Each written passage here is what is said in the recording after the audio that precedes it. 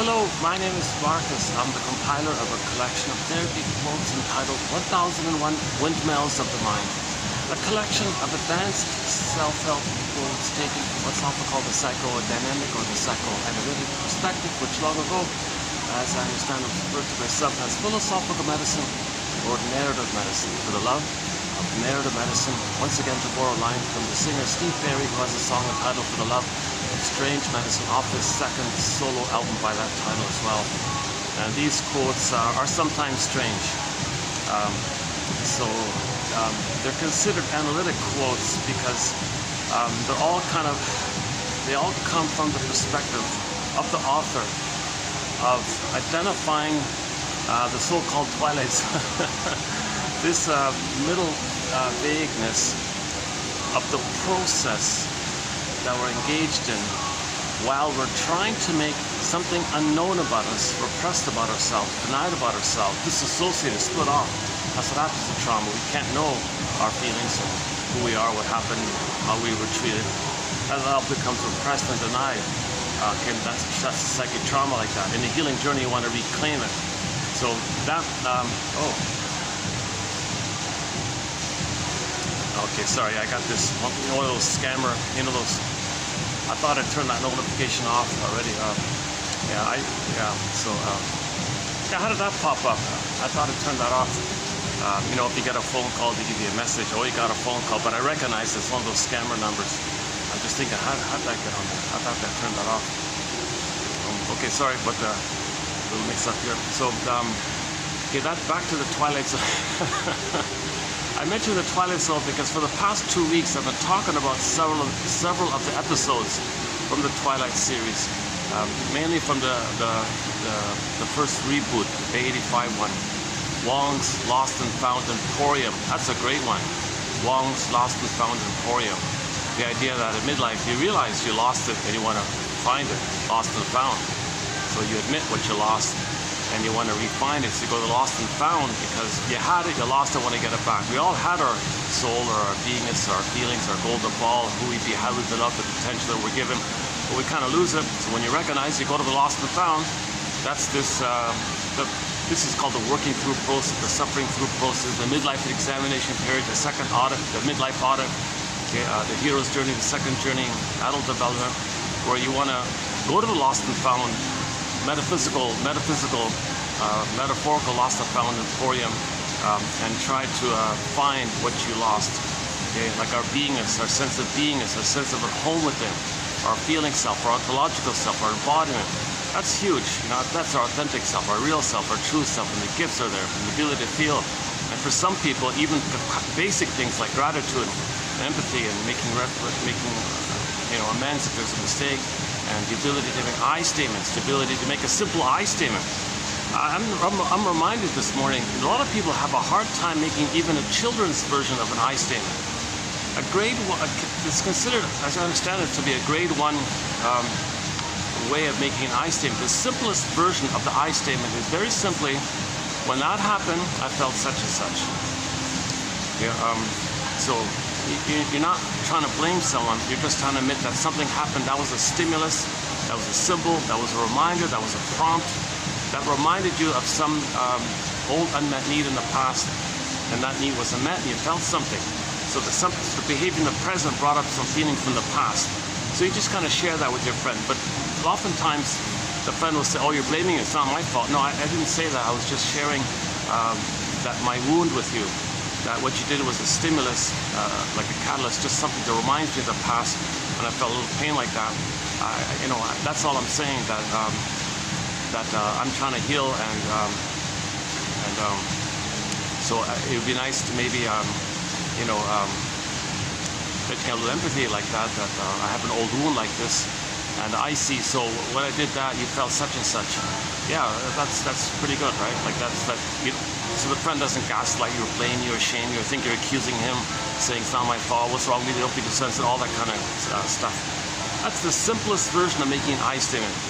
Now, it's better to kind of make it more clear by saying, this thing in the present, okay, that reminded me of an old childhood fear where I had a need, and named the need for safety, okay, secured community and affiliation and trust and You had a need to feel safe, and you needed like that relationship and social connection, and you needed to be seen, you needed to be validated, you needed to share. You had those kind of basic needs as a child, okay, to explore, to learn like that.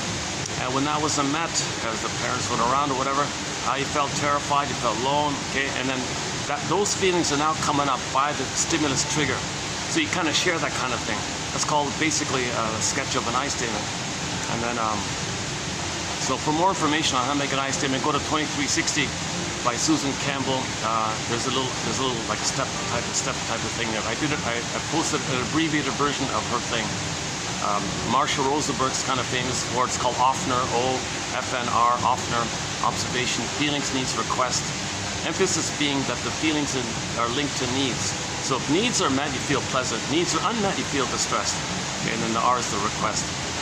So the O and the R are kind of like in the present, and the F and N are about the past like that. So something happened in the present, like an observation. You just observe. That's the catalyst. That's the trigger. Observation. Okay, and then that prompted stuff from the past. Now you talk about the past. What need did you have, which was unmet, and how you felt by it. And that's what you're feeling now. And then the R is like, gee, I hope my sharing is not, how were you with my sharing? And the friend might say, oh, you're blaming me. Oh, okay, no, I'm glad you pointed that out. Maybe I didn't say it. Maybe I said it with a hint of accusation or something. Because sometimes when we make our I statement, we slip in a little accusation like that. It's not meant to be like that. So if that's not the case, then just, okay, to clarify, what you did just reminded me of something in the past. How I'm feeling is about my past. This fear and anger that I'm feeling now, it's not about you. Okay, see, I don't want to transfer that to you. That doesn't make sense. You didn't cause the pain that I had back in the nursery in my childhood and back in my family way back then. You didn't cause that. You weren't there. You're not them. But those feelings were unprocessed, unrecognized. I had to press it down. So what you did reminded me of that past stuff. That's what the feelings are coming up now. So we're friends. I want to share this, and I want to, friendships can be healing journeys if we can, talk and support each other in our healing processes. So kind of hoping that, empathy, a little recognition that you're not going to blame me for sharing this. I see. Okay, I got it now. Thanks. Yeah. So usually the friend might say, so now that makes sense. You clearly have a very good reason for feeling upset by what I did. You have a very good reason. Yeah, thanks for that. Hold on a second. Oops.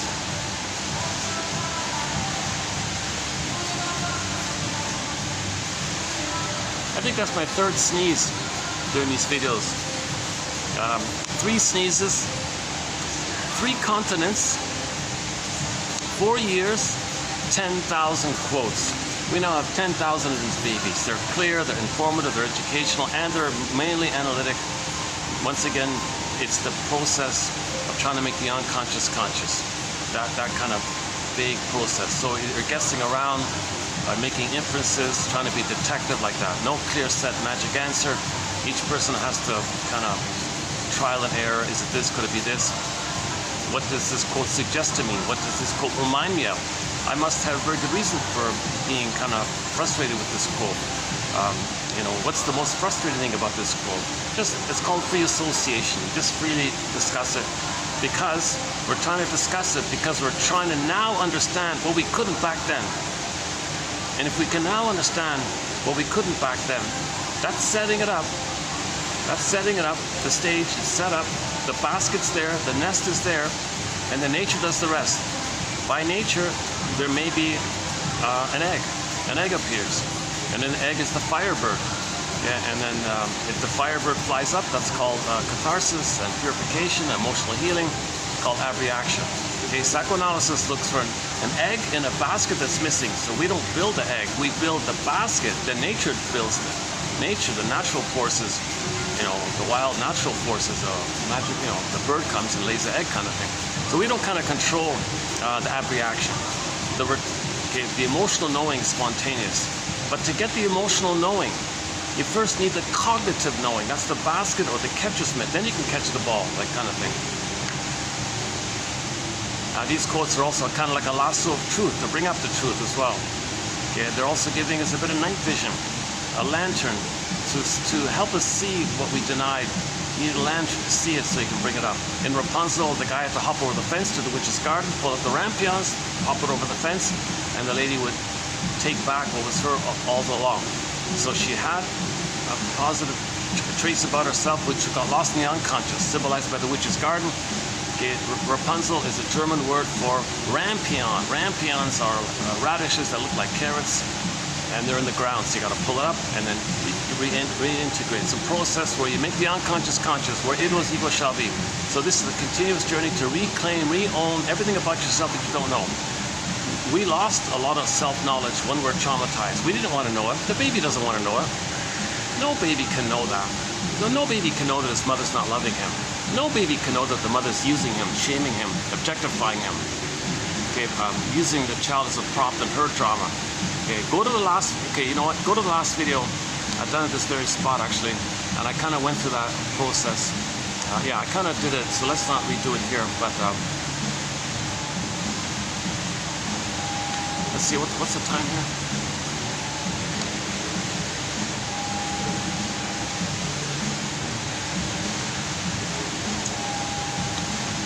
The awkward thing about this location is I'm just right in front of the guard station. I can see the security guards just sort of walking around in front of me like that. They're not, you know, doing anything wrong or anything, but just on my end, I kind of feel a little distracted sometimes. Plus, like just beside me, there's the membership of the work-study place. You pay a like a fitness club. You pay a monthly fee. You can use that workspace in the mall here. A little expensive, you know, out of my. But if you buy a drink, you're allowed to sit in this outside part in the mall, like an alleyway here in the mall. So there's so you see a few interruptions here and there.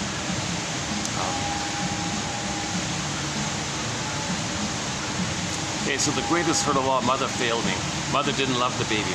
Now, so in the last video, you'll get a discussion. You'll get about a 1-hour discussion around this area. I don't usually spend that much time on that point, but it's a valuable point. You know, why are so many mothers having a hard time loving their babies? What's going on there? Well, if she feels so much pain from her frozen trauma, she can't relax in the present. All she's got is the pain of the past. So that's unresolved, it's unfinished. She wants to get out of that pain into repetition compulsion. Okay? The pain makes her transfer the past interaction that caused her freezing of the soul, replays the thing in the present, hoping to get a better outcome, to change the past, undo the past, correct the past, get a better past, hope for a magical time machine to take her back in the past and change what happened. Okay, the problem is the part of the brain when the trauma takes place does not know time. Big point here, does not know time. So all time is that time emotionally. Yes, materially the mother understands the present, her baby in the present. But she's relating to the baby as if emotionally in this compulsion of her eros and her energy, she distorts the present to interact as if she's still back in the past. So she's going to replay what happened to her. Commonly what happens is the mother casts her own role, her own baby into the role of her. Okay, so and the mother identified with the aggressor. So she's going to replay the thing. Originally, she cried for love. Mother said no. All right, baby, you play me, I play the mother. I say no to you. Now, baby, I'm sorry, but at the same time, hocus pocus, because we're one like this, I'm now going to play myself and see you as the mother who hurt me. So the mother hurts the child and simultaneously thinks the victim, the child, is the mother hurting her. She's not making sense. So she's replaying this timeless thing where she was shamed and the mother was the aggressor. Okay? So she shames the baby and thinks the baby's the aggressor. Okay? There's a famous quote, men hate whom they hurt. So the mother's going to hurt her own baby and then hate the baby. This is a very disturbing topic. The truth will upset you free. Are linked on this point where the baby cannot know the truth. The baby can't know this stuff's going on. The baby can't know that the mother needs to use the child in her trauma. That the mother thinks that she's not going to love her baby to make the baby angry, so she can say the baby doesn't like her, just like her mother didn't like her. Then she thinks she can fight with the baby, thinking the baby's her mother in the past. The baby can't know these things are going on, called the old cunning tale. Oh my God. So mother shames the baby and then thinks the baby is her mother hurting her, and she's angry at her baby. What does the baby do in this dilemma? Okay, flash frozen. His authentic self, his embodiment, flash frozen, exile. Snow White in a coffin in a box in the forest. Rapunzel on the tower. Golden ball down the well. This core on the field in the Greek myth gets pulled down. So on and so forth. So that's called athimoalexia. No feelings for your words. The official jargon is flat affect. The affect, the emotions, all flat. So they feel numb, they feel dead, whatever you want to call ashes. They feel like ashes. They're not alive anymore. You know, so out of the ashes, you want the firebird. Then the healing takes place. When you know what happened in midlife, then the firebird can come in the healing process. In Inside Out 2, you see the healing journey. You hop on the broccoli boat, ride the broccoli boat called Stream of Consciousness. You go back to where all those repressed memories are. Okay? And now you know what you couldn't back then. Okay? By riding the broccoli boat, you're free associating. Say what comes to mind. What does it suggest to me? I must have a very good reason for being blocked here. What's the most frustrating thing about this point? Okay, and just say what is this, and just what does it remind me of again? Could it be this? Could it be that? Just keep free associating. You're trying to weave this story. You're trying to like construct. It's called reconstruct. You're trying to construct your story. Baby can't construct any kind of story. He's blotted out. His ego. Whoops. Oh jeez, I got the same dilemma like last time. Jeez, I've made every accommodation I can to this fellow there who wants to work at his favorite spot.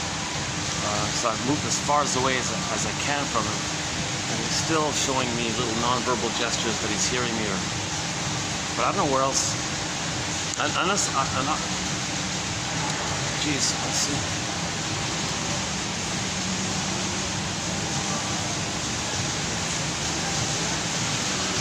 See, the crazy thing is, they've got this whole massive indoor space to use, but he always just wants to sit just kind of right beside me there.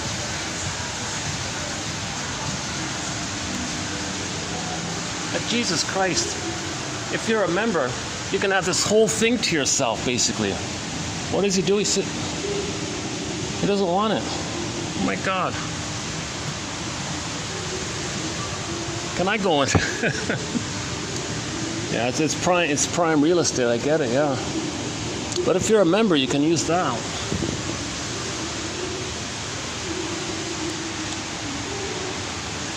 I tried using these kids' chairs last time.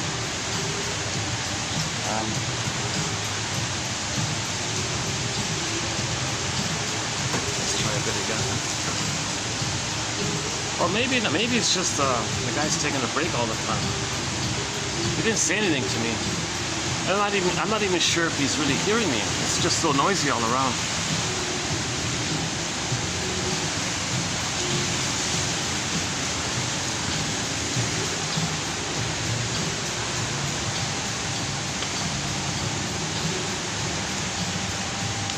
It's not somebody I want to interact with, maybe.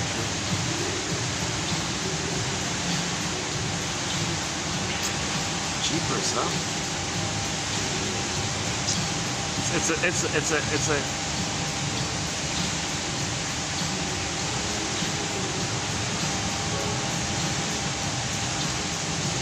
well, I gotta assume the guy must have some reasoning in him to be able to just use that whole space in the back part. Unless I move one of these chairs. Hey, maybe I just move one of these chairs.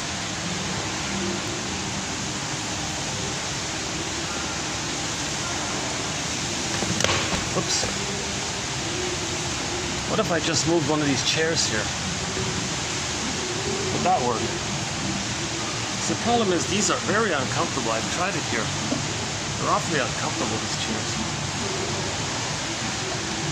Plus I got the restaurant beside. What if I did it like this, right?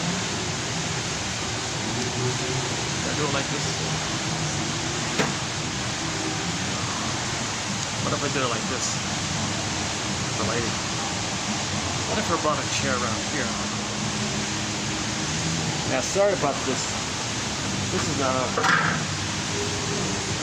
I keep all my bloopers and awkward moments and mistakes and things. So you'll see a lot of them throughout these videos. The main thing is the quotes. I have not been analyzed, you see. Okay, what about this one? Oh, this should be okay. Yeah, okay, let's just hold on a second.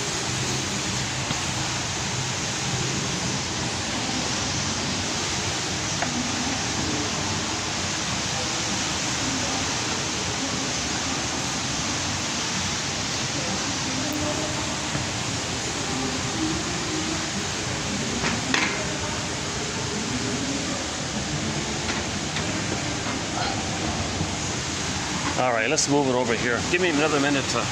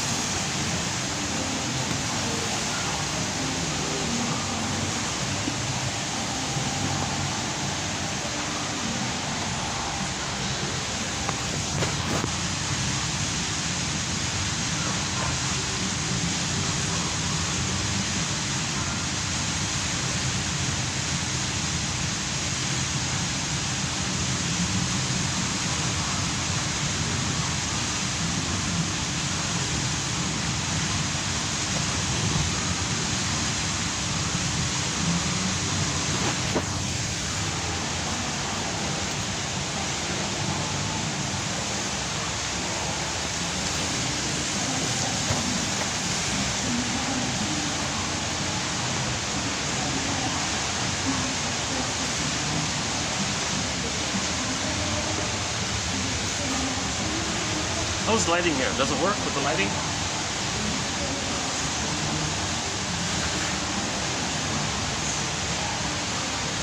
Usually I don't go here because the staff's just right behind me, but at the moment they're not there, so let's...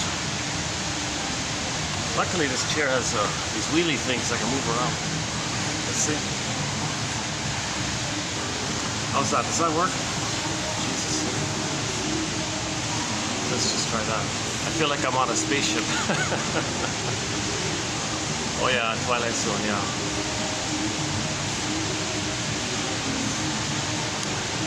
Okay, let's settle back in here. Where were we? Where were we just now? Yeah, so I just want to do a summary of yesterday's main point. By the way, in the last video we discussed at length 2 Twilight Zone episodes. A very touching one about the protector dog, the Doberman one, and then another one about the family dynamics, where the daughter resented the appearance of the son and this whole issue, and the guy had nightmares repeating it all the time, and he was trying to, and the son felt guilty. He didn't know why. Father, could you forgive me for what I did wrong? I don't even know what it is. What is it? He had this nightmare thinking that it was his fault, that his sister hated him. He thought he did something wrong. What did I do wrong, Father? And then, sister, what did I do wrong to you? So he had this issue of the sister angry at him and the father angry at him. And we discussed that topic. And so it was about guilt. It was about unconscious guilt. Now, only a few of the Twilight Zone episodes have a kind of a psychological angle to it. Some of them are just like suggestive or what if scenarios, or don't you think, don't you agree with this, or just kind of like these suggestive kind of things are not too, I think they're limited in their effectiveness. But the analytic ones are a little more helpful. Like Wong's Lost and Found Emporium. That guy, the third guy, the older guy, he lost his development. He lost never having a loving mother. He lost the capacity for mutuality. He was in his 70s. He went to the Lost and Found Emporium. Yes, sir, what can I help you with? I never had mutuality. I never had love for my mother. I never had development. I was frozen, stuck in the narcissism. And my children hate me like this. My whole life, I made it all about me. I didn't care. I thingified my children. I made them serve me, take care of me. I never had like mutual, normal human-to-human relationship. I lost a lot like this. And the guy said, all right, sir, please look in the mirror. And then he looked in the mirror, and he started to see what his children saw when they interacted with him. And they saw his face morph into an ugly monster. He freaked out, crashed the mirror. He couldn't do it. He couldn't face it. But he was starting. He was beginning the journey. He was beginning the journey of mourning and realizing the truth, whereby he admitted, very rare for narcissists, but he admitted that he played a role in the problem in his life with his children. Like there was a contributing factor on his end, that he played a role in why his children hate him. Because most people with narcissists, no, they're wrong. They got mothers. They always blame others. They always think in narcissism, they think they're gods, little kings. They're entitled. They're perfect. All that stuff. They never do wrong. They can't apologize. They always make everything about them. Everything's supposed to serve them. And if there's a problem, well, it's their fault. They're wrong. They didn't do it right. The kids messed up. You know, and they think. Then he blames the kids for why they hate them. Not him. He never did anything wrong. But in that episode, he admitted, I did something wrong. I admit it. I feel a real sadness by this. So he was beginning the lost and found journey. Okay, the midlife audit, the midlife examination period, the hero's journey, the second journey. Even though he was in the 70s, he began. So that was a very good episode about grief and this whole idea about the lost and found. And there were 3 other characters in that one as well.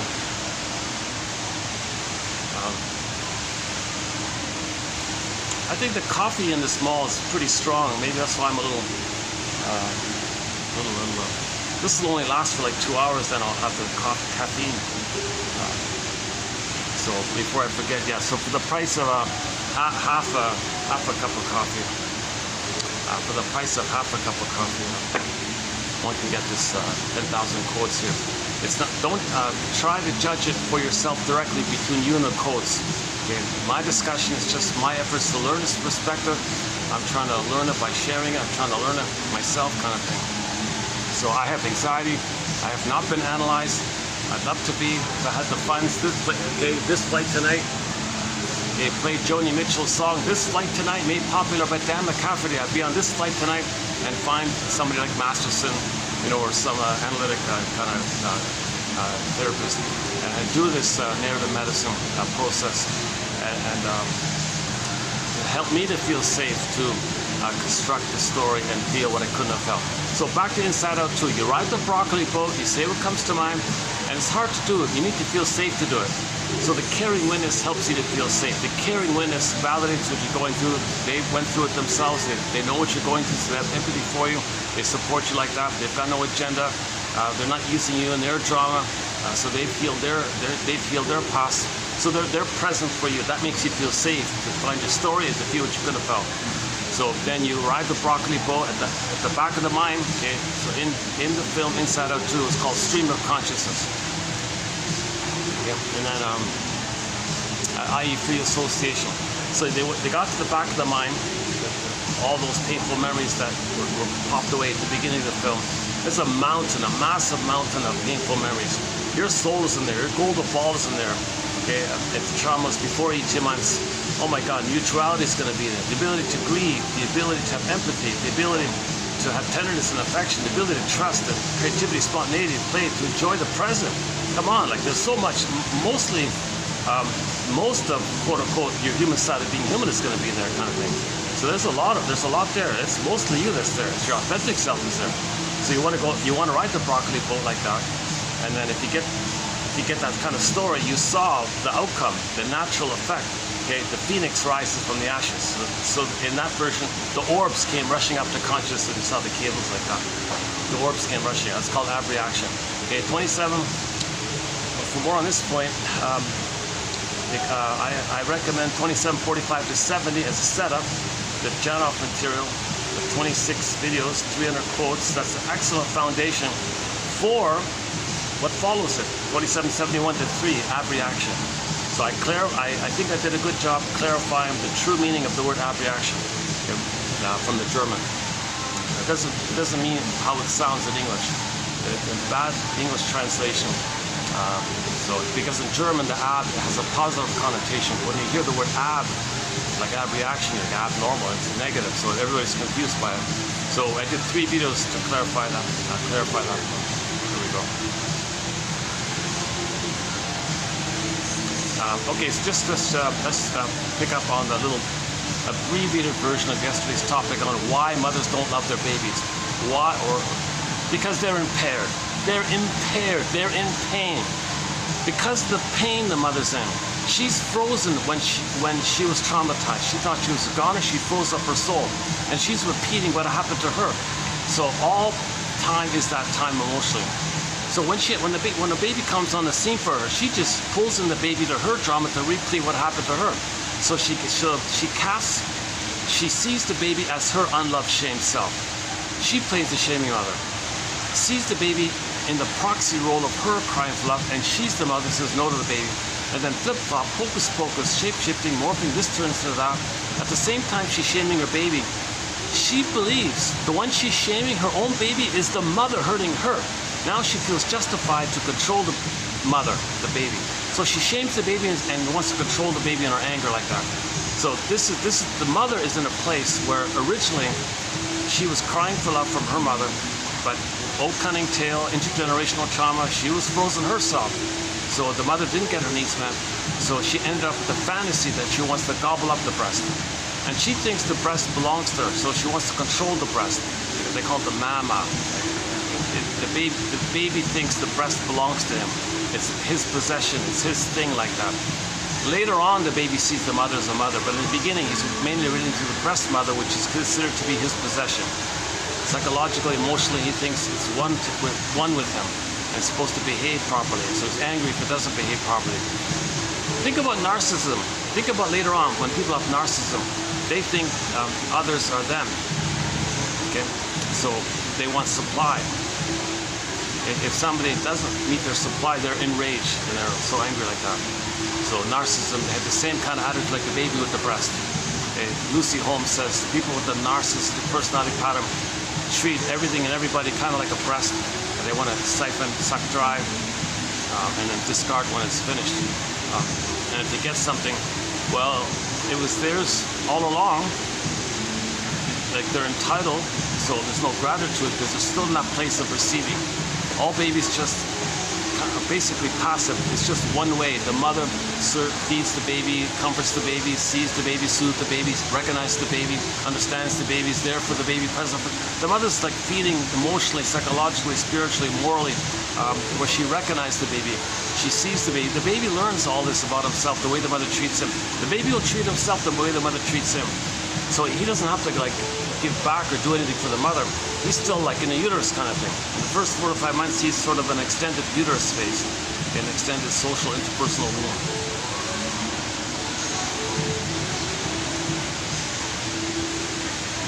Well, I'm as far as possible. Okay, there's no way that guy's gonna complain about me. He's way at the opposite end. So yeah, we're okay here.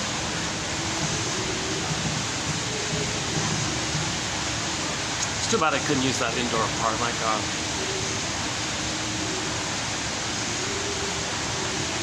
They even have a soundproof room in there. I could bring in the music and play the music.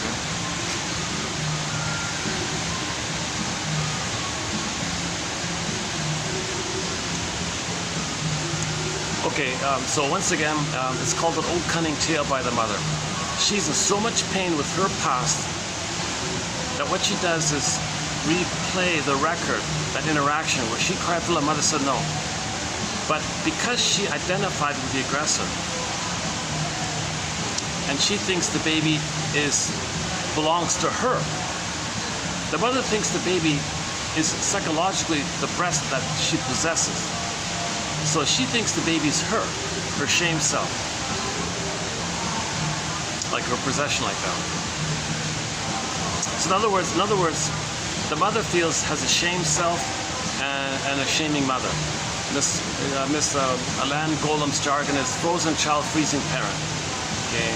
In any way, shape, or form, if the mother's not meeting the baby's needs, she's the shamer, she's the aggressor, she's the rejecter, she's the cruel one, sadistic, whatever you want to call it. She simply calls it the freezing parent.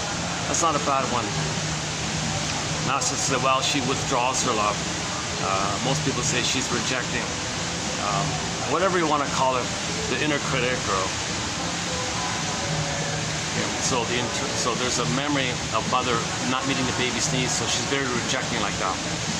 Again, if the baby doesn't get their needs met from the mother, he thinks he's a goner. He's terrified. He's in pain, and he's got to turn to her for soothing, and she's the one that's hurting him, and he's got to turn to her for comfort when she's causing the pain. This is called a traumatic attachment.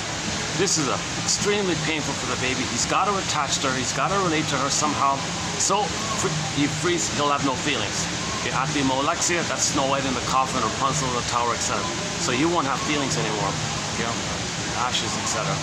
And then and then his feelings in relation to that experience, he creates an image like that, and that image is filled with need and rage.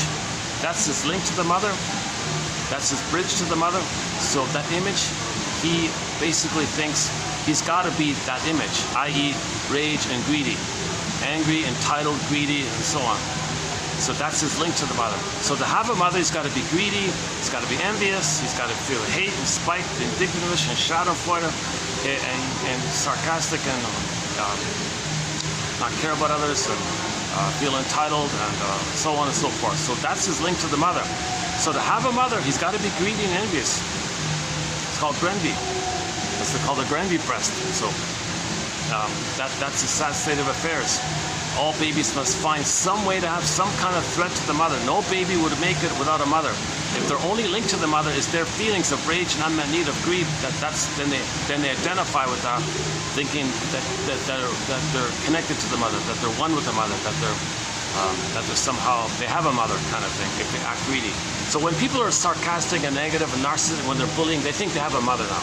That's the only concept of having a mother, by identifying with their own unmet needs, rage and greed, how they felt with the mother originally. That's the link. So they're loyal to the mother.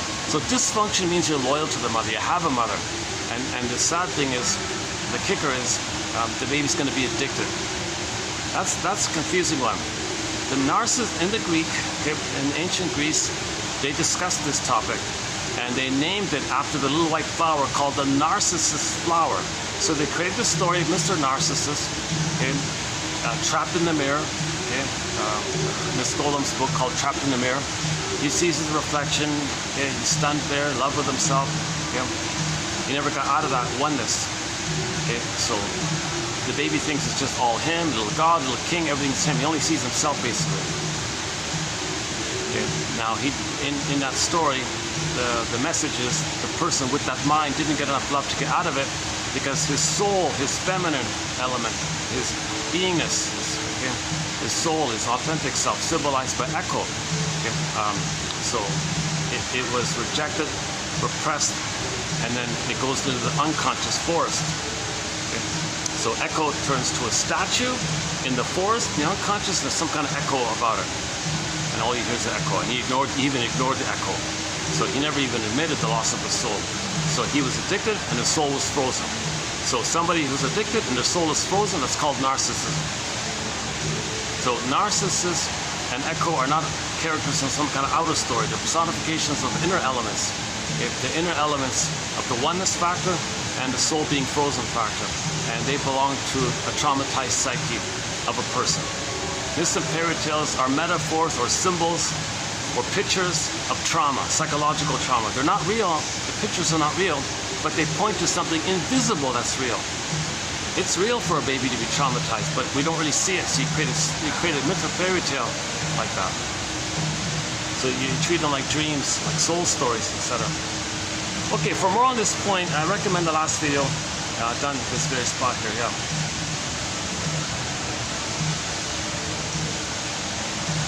Well, okay, if those characters need to use that end, I guess I can make it go over here.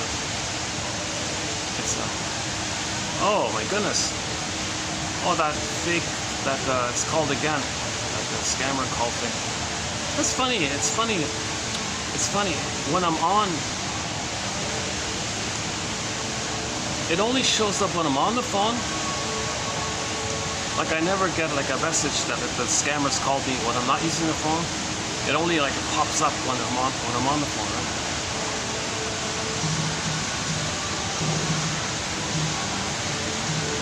So people out there trying to scam others, Well, part of it, in some cases, we may say, well, they felt scammed by their mother. The mother scammed them, they didn't care. Mother robbed them, they become the robber. So the mother was a scammer, she was the robber baron, she was the short seller, she was the plunderer, she was the pillager. They identify with that, see everybody as the victim, and treat others, innocent others,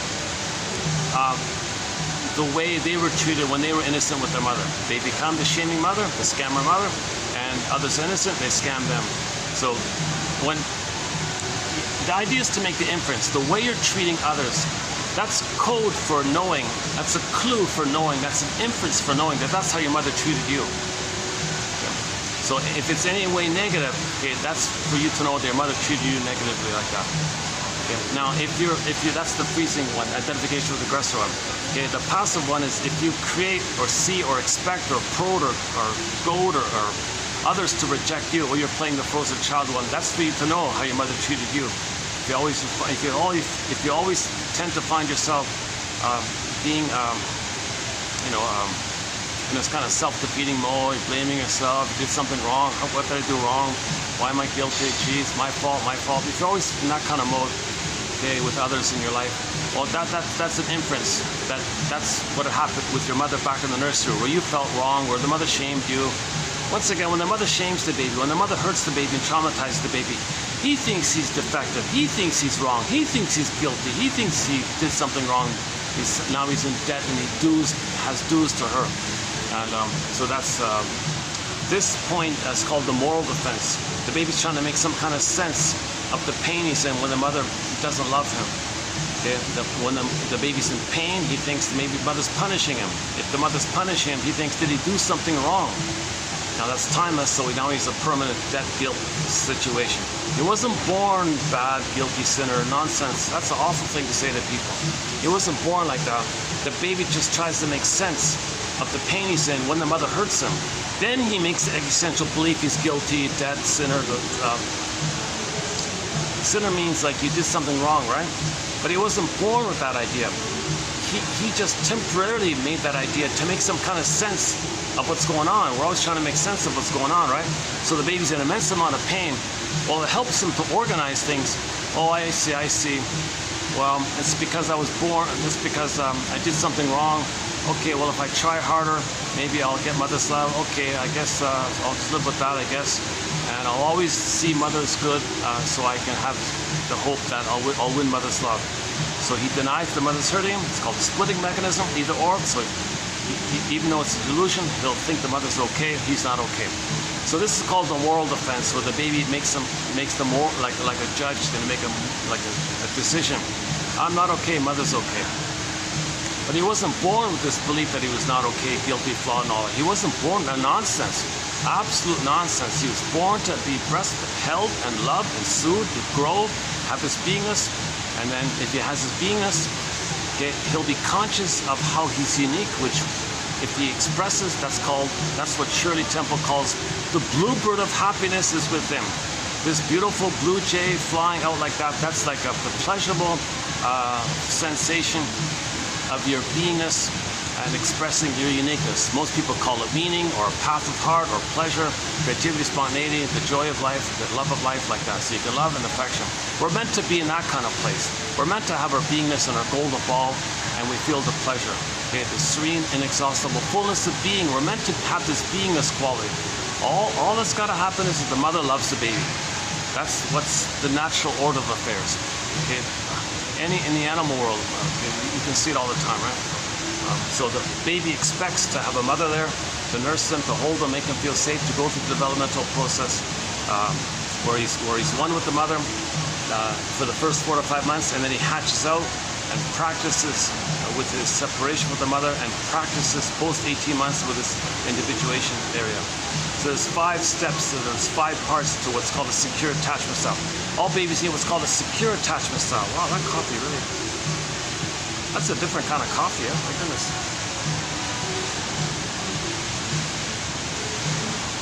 I feel ironically, I feel this coffee gives me a different kind of feeling for some reason.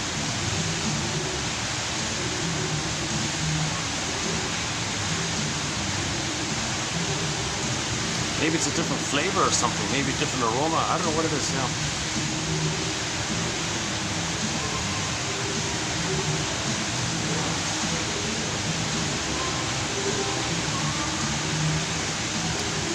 Okay, sorry. Hang on. Okay, the secure attachment style. The baby needs a secure attachment style in 5 parts. You have uterus, birth, extended uterus, like social, interpersonal uterus. You have the world is my oyster phase, and then the now voyager phase. And that's like a 10-hour video to run through all that. You've got to cover the lotus birth, and the Klaus and Kennel, and the Boyer, and the whole thing. There's a lot there in the secure attachment style. Yikes, yeah, a lot there, I guess. If the baby doesn't get a secure attachment style, he gets traumatic attachment. That's the issue.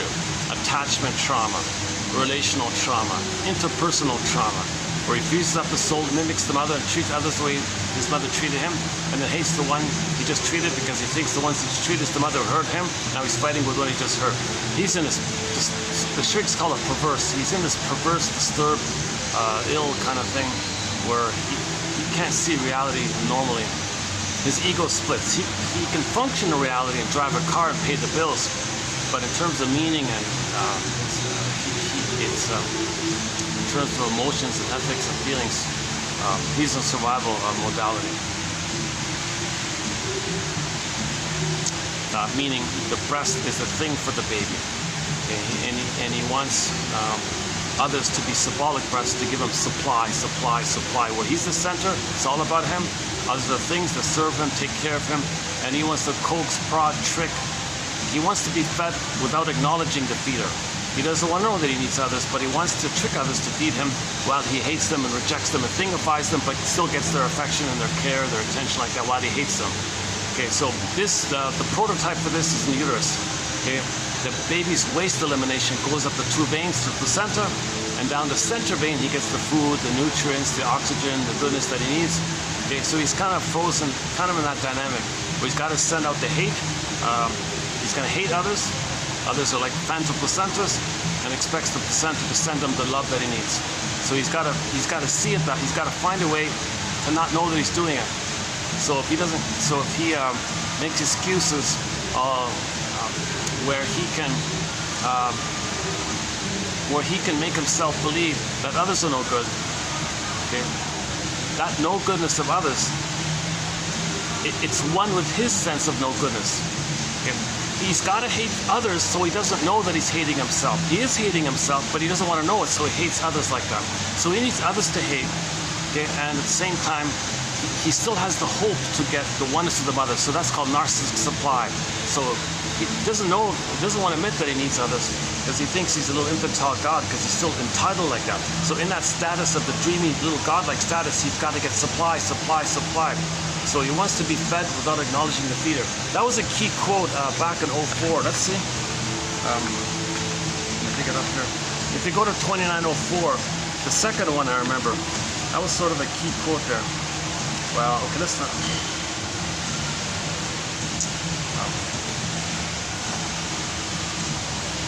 Okay, it'll take me a minute to pick it up here. Let's see.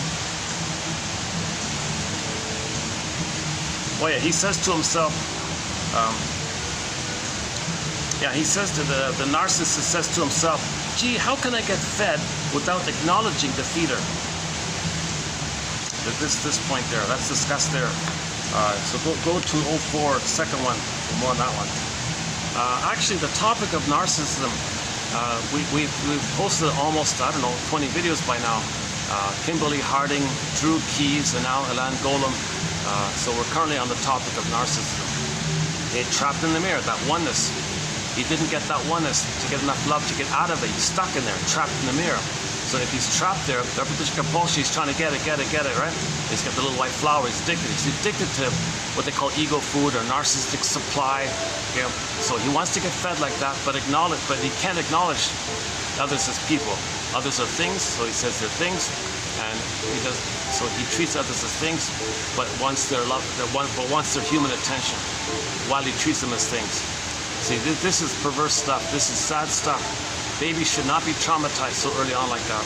They end up with the narcissistic pattern, the bully pattern, lower functioning BPD pattern, Iago pattern, all these other perverse kind of personality patterns that spring about when there's trauma prior to 18 months. So that's the real issue. The mother's got to really do their job, at least, at the most, very, very least, post 18 months. The mother's got to somehow be emotionally able to love the baby up to 18 months. At worst, the child will be stuck in a cling or pleaser mode, but they can still have a chance to heal themselves forward. But if they're traumatized prior to 18 months, they're addicted to playing infantile God. They're addicted to greed, hate, shame, and greed and envy. They're addicted to this kind of thing. And they're addicted. That's why it's so difficult like that. But so they reject the quote-unquote human side of being human. Others can play their humanist twist, they shame. So they don't want to admit that their own quote-unquote human side of being human. They reject human development. They're just addicted to playing that oneness of the little white flower that all babies feel, one with the mother up until 18 months. So mothers have to get their children post 18 months. If the mothers are hurting the babies prior to 18 months, they're gonna develop one of these stinger personality patterns. Their philosophies are negative, they're cynical, their humor is dark and bitter, and a lot of violent imagery in their fantasies, and so on and so forth.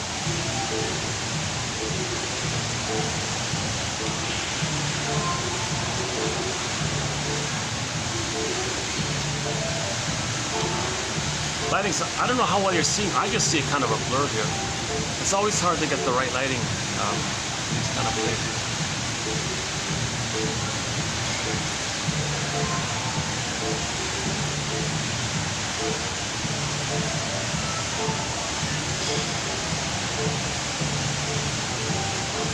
Okay, I'm still looking for a nice enclosed venue. I had one manager who was very nice. He gave me a run-down, beaten-up old meeting room for a little while, and then they renovated it. I had to leave and all that. But for a little while, I had a really good setup. I brought in the music. We played Pavlov's Dog, and Shell, Ziana Zane, Willie Dunn, Willie Mitchell. When I say Willie Mitchell, I mean the one who sings Call of the Moose, Rick Emmett, and Brian Andre, Susan Aglukar, Beatrice Deer, Lee Sappi, Sir Tabarunner, Na Ying, and Wong Fei. And recently we added 2 songs from Brazil to our soundtrack. One called Pisa Morena by the band Cab Ru Era. Pisa Morena. Morena. Pisa Morena. A fun song. And then Deli Rizdik's cover of Carry On Wayward Son. And now you no longer feel empty. Carry On Wayward Son. So we're getting songs from all around the world. Got one from Peru now. Sikani Perizaki song called Splendor in the Mountain.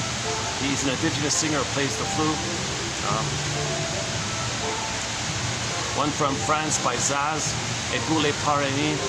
Several from Germany, mainly by Katja Epstein. Lost from Turkey. Devrim Kai, the main one, Devrim Kai and the Turkish Groove CD, and so on and so forth. Lots of classic rock, folk. Actually, a lot of pop, kind of like disco, kind of R&B pop songs. Like in the other ball, they play Charlene's "I've Never Been to Me," great song. I've been everywhere, but I've never been to me. We talked about that. Melanie Thornton's big hit called "Love How You Love Me."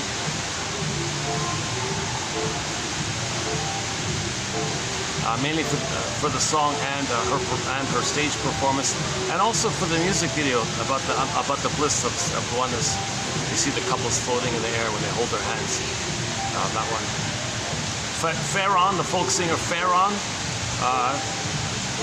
Ain't Life a Brook, and we've got 3 of her songs on there.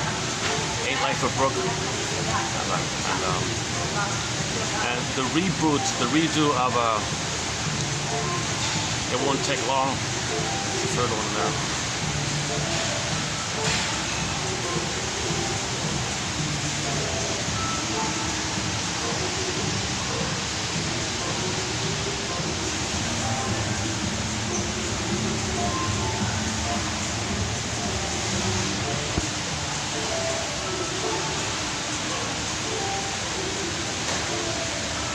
Okay, so the basic point that we're trying to lay down here is that it is the case that many mothers do not love their babies.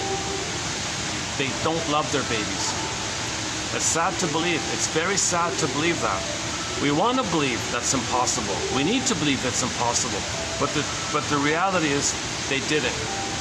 Now they would if they could, obviously, but they couldn't because they were in way too much pain.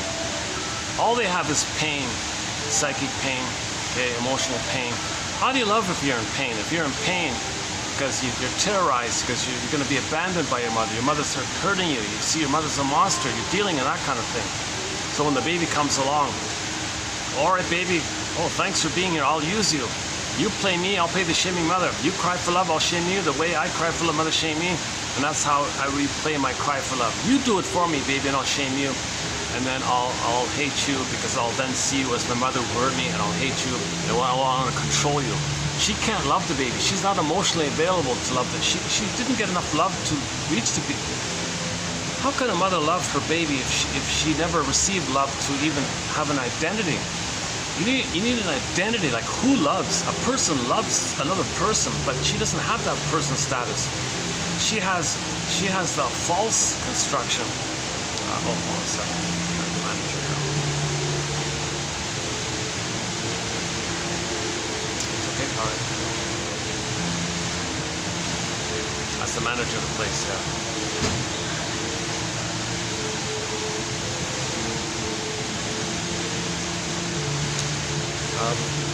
Hold on a second.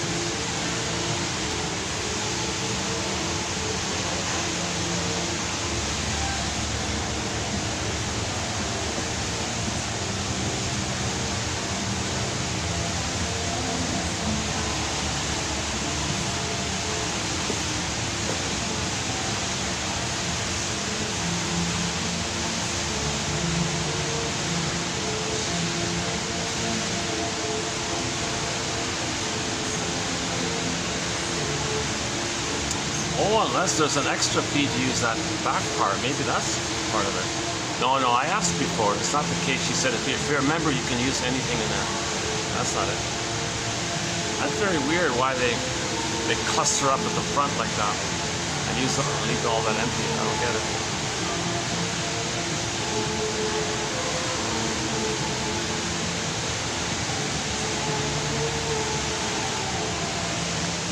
I gotta try to make this venue work here because I'm kind of limited to where I can go.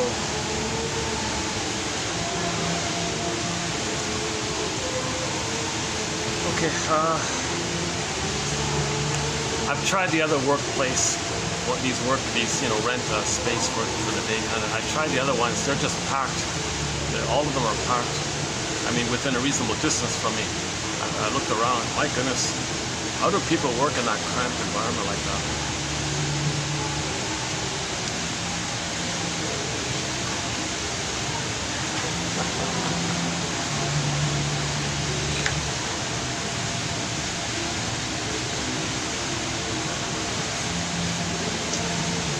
Okay, I want to get these quotes out here.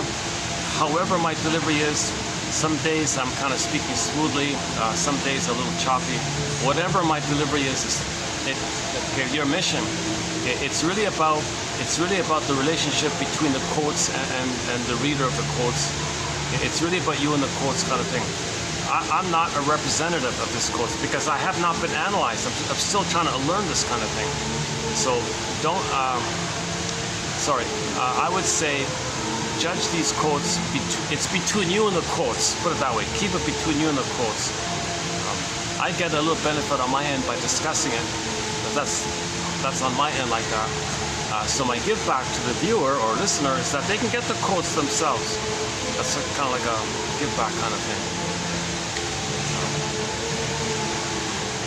And for a minimal fee, you can get a PDF file, a massive file with the best quotes from psychoanalysis. Nothing like it out there ever. It's never been compiled. This is the first time an in-depth collection of the best quotes from psychoanalysis, up-to-date, thorough, in-depth, with 62 chapters, it's like an encyclopedia, has ever been done. There's even a fun chapter from psychoanalytically minded or psychologically minded film and TV show quotes. Westinghouse Desilu Playhouse is one there. A Judge for the Defense, the legal drama starring Carl Betts. Got several from there. Route 66, a great one. Yeah, go to $25.99 for that. Okay, Harry's Law, and now we're doing some Twilight Zone quotes.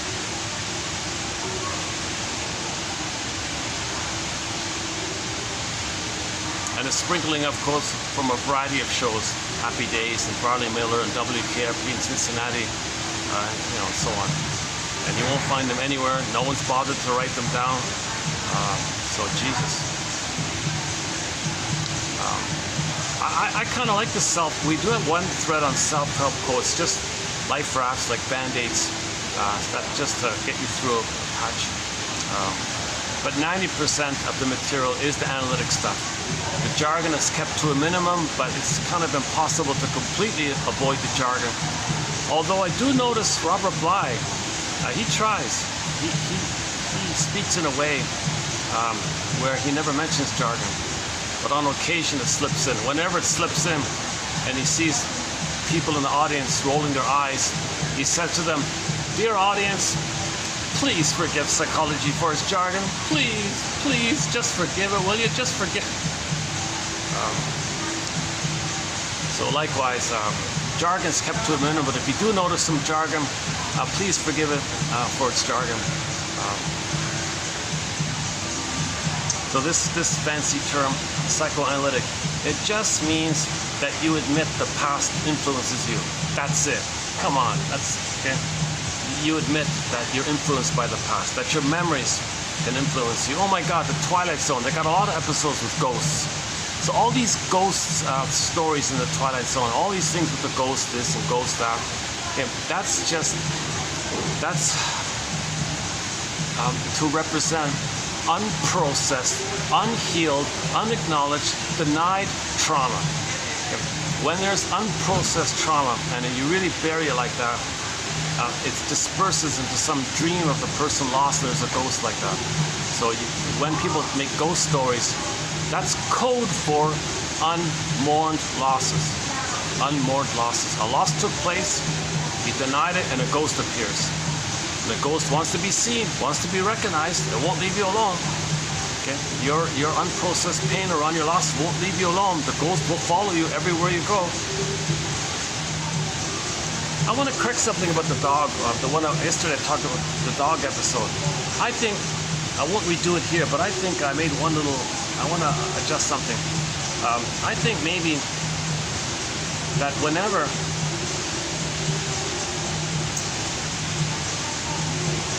the woman is scared of the abusive ex-husband, he gets the psychotic break and sees the dog. I think that's how it's going to work. So, okay. Yeah, oh, Jesus Christ. So the fellow wanted the wife to be symbiotic with him because he wanted her to mind meet his needs even before he knows what his needs are. Like a baby, he gets his needs met, the baby doesn't know what his needs are, but the mother knows and meets the needs. He wants that from the wife. So he was trying to force a symbiotic state, a symbiotic merger like that. She's enraged by this, and he was violent, he was abusive. Okay, so we talked about that. Now, the truth is, she was enraged at this, but she was a pleaser, a caretaker. She blamed herself, and she didn't know how to get out of this. So the sister sent her a figurine to remind her that when she was a child with her sister, they shared a Doberman Pinscher. Now that Doberman Pinscher definitely would protect them. Okay? So she's reminded of this, and she now it's alive in her, so to speak, and more fully. She more fully admits to herself that she wished her childhood Doberman Pinscher would be around to scare off the guy because he was hurting her. Because he wanted her to be merged with him. He wanted osmosis. He wanted mind reading. He wanted her to be a breast for his baby state, where she would meet his needs, and he doesn't even know what his needs are, but she would meet him. this impossible kind of mind reading. He had this violent demand on her like this, and he was extremely sadistic, cruel, vicious. He was sick, and he was way too sick to do this. So everyone said to the wife, "Get out, leave. What are you doing here? Why are you taking this treatment? Why are you letting yourself be treated like this?" "Oh, it's my fault. I didn't read his mind perfectly. I'll try better next time." No, it's not. It's not your job to read his mind and meet his needs. He didn't even tell you what he needs, and he wants you to meet his needs without even knowing and asking what he needs, and he wants you to do all that. Come on. No, I'll try. I can do it. I'll save him. I'll fix him. I'll cure him. I'll heal him. So she has this her own issue where she didn't get enough love from her parents, so she chose a fellow who reminds her of the frustrating mother, thinking originally she wanted to try to save the mother. It was frozen there. Find a man who reminds her of the mother and try to save the fellow. So she's operating from that mode. But the fellow's operating out of the mode where he didn't get the oneness with the breast. So in the time he's hurting her, there's a moments where their psyches fused.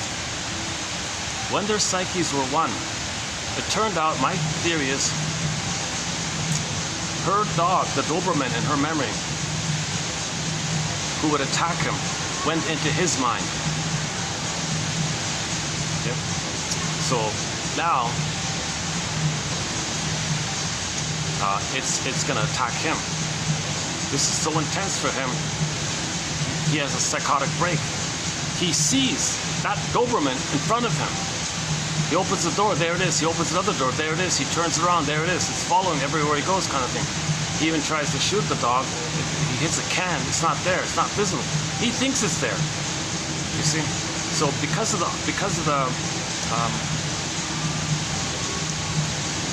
woman wanted her own childhood dog to protect her. Right? So when he forced the symbiosis, he picked up that dog in his mind. And so it's going on with him now.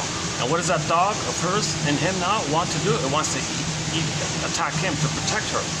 So he's dealing with this now. So finally, when the girl finally decided to leave, he said, "Oh, I'm going to follow you. I'm going to punish you. You can't leave me. It's your job to save me. You're betraying me like this. You got to be kidding." No, I don't think so. Whenever you want to hurt me, you're going to get a psychotic break and see the Doberman attacking you. And there was one key scene, this is Twilight Zone now, where the dog is mauling the guy, right? And everybody's cheering for the dog, of course. But there's a little reality here. He can't totally, fully, 1,000% believe there's a real dog eating him like this, but he partially believes it. The power of mind over body, he was actually bleeding by the bite by the dog. That's a theory that can happen, kind of thing. But they stopped there, and she didn't want to kill the guy. She didn't want that. She just wanted protection. Back off, violent man. Leave me alone like this. So, that was a touching episode, because anybody as a child who was bullied or hurt or something had a fantasy that some kind of dog would protect them, some kind of tiger would protect them, the SWAT team would come and protect them, or tranquilize them, put this rabid, diseased animal, tranquilize them or something. So a lot of people have a little fantasy. So anybody, I think that was maybe one of the most emotional episodes, in particular for women who are trapped in abusive households. The episode was about women who are trapped with abusive husbands like that. That's probably the most emotional episode. But my follow-up point is, I think later on, if that fellow had thoughts of attacking her again, like want to follow her, like he said, he'd get the psychotic break and see the dog, because now that dog is living in his mind. Okay. So anytime he thinks about, I'm gonna go after her, she's leaving me. How dare she leave me? She's my possession. I own her. She's my breast. I can't live without a breast. I gotta have her. Or okay, the Doberman will come out. So that's interesting like that.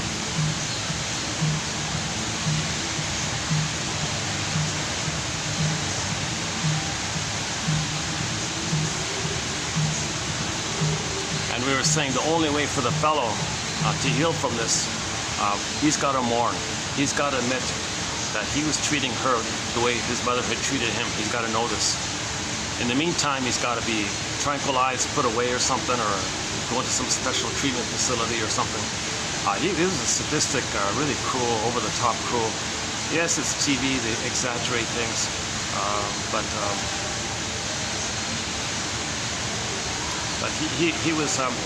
he was torturing his wife. The episode was called House of Terror or something like that. He was terrorizing his wife like this, psychologically, physically, in every which way you can. Every moment he was terrorizing her. It was a scary episode. It was kind of like a horror episode, really.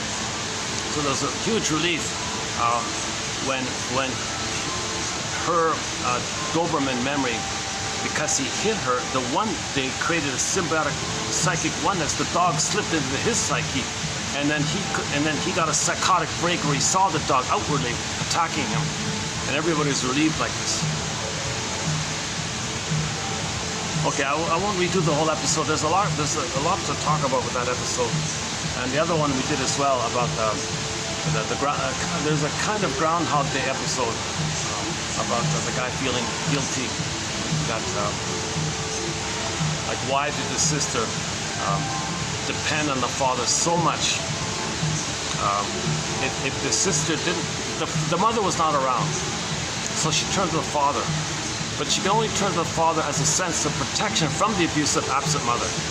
So if the daughter didn't have the father around, she would think that the mother would eat her, attack her. So she needed the protection of the father. So she needed the oneness of the father. Now when the second child, the son, came on the scene, it interrupts it. So she wished the son would go away. And he felt he did something wrong. Sister, did I do something wrong here? Father, did I do something? Now with the father, the idea with the father is many mothers reject their daughters. I could turn the page kind of thing. Many mothers might reject the daughters, but they'll widely accept the son for some strange reason. I don't fully get that, why they would do that. The daughter reminds them of themselves or something. They hate themselves, they hate their daughters. I don't like you because she doesn't like herself. But the son comes in, she feels maybe there's a sense of difference there, so she can brainwash the son to take care of her. So if the mother is obsessive over the son, the father is very disappointed by this, and feels excluded because the mother doesn't need the husband anymore. The mother says to herself, "I don't need you. I've just paid the bills. I don't need you around." Father says, "Fine, you keep him." He sacrifices the son. "Leave me alone." Like he wants his freedom. He doesn't know what to do, right? Or that's the common one. In some cases, the father's jealous of this and wishes the son weren't there. So in that case, and the story was, in the nightmare, the son said to the father, "What did I do wrong to you? Could you please tell me how it is I'm somehow guilty to you? What crime did I commit to you?" So he was trying to face this issue in order to get out of his life. He had a recurring nightmare about those dynamics of the sister and the father like that. So for discussion about that episode, that was yesterday.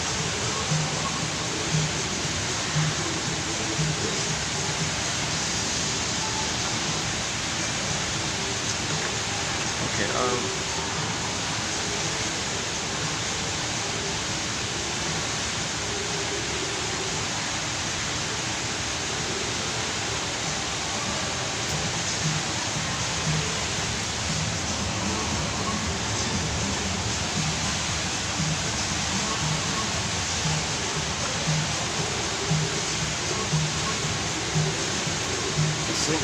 Battery's holding up, 323, okay.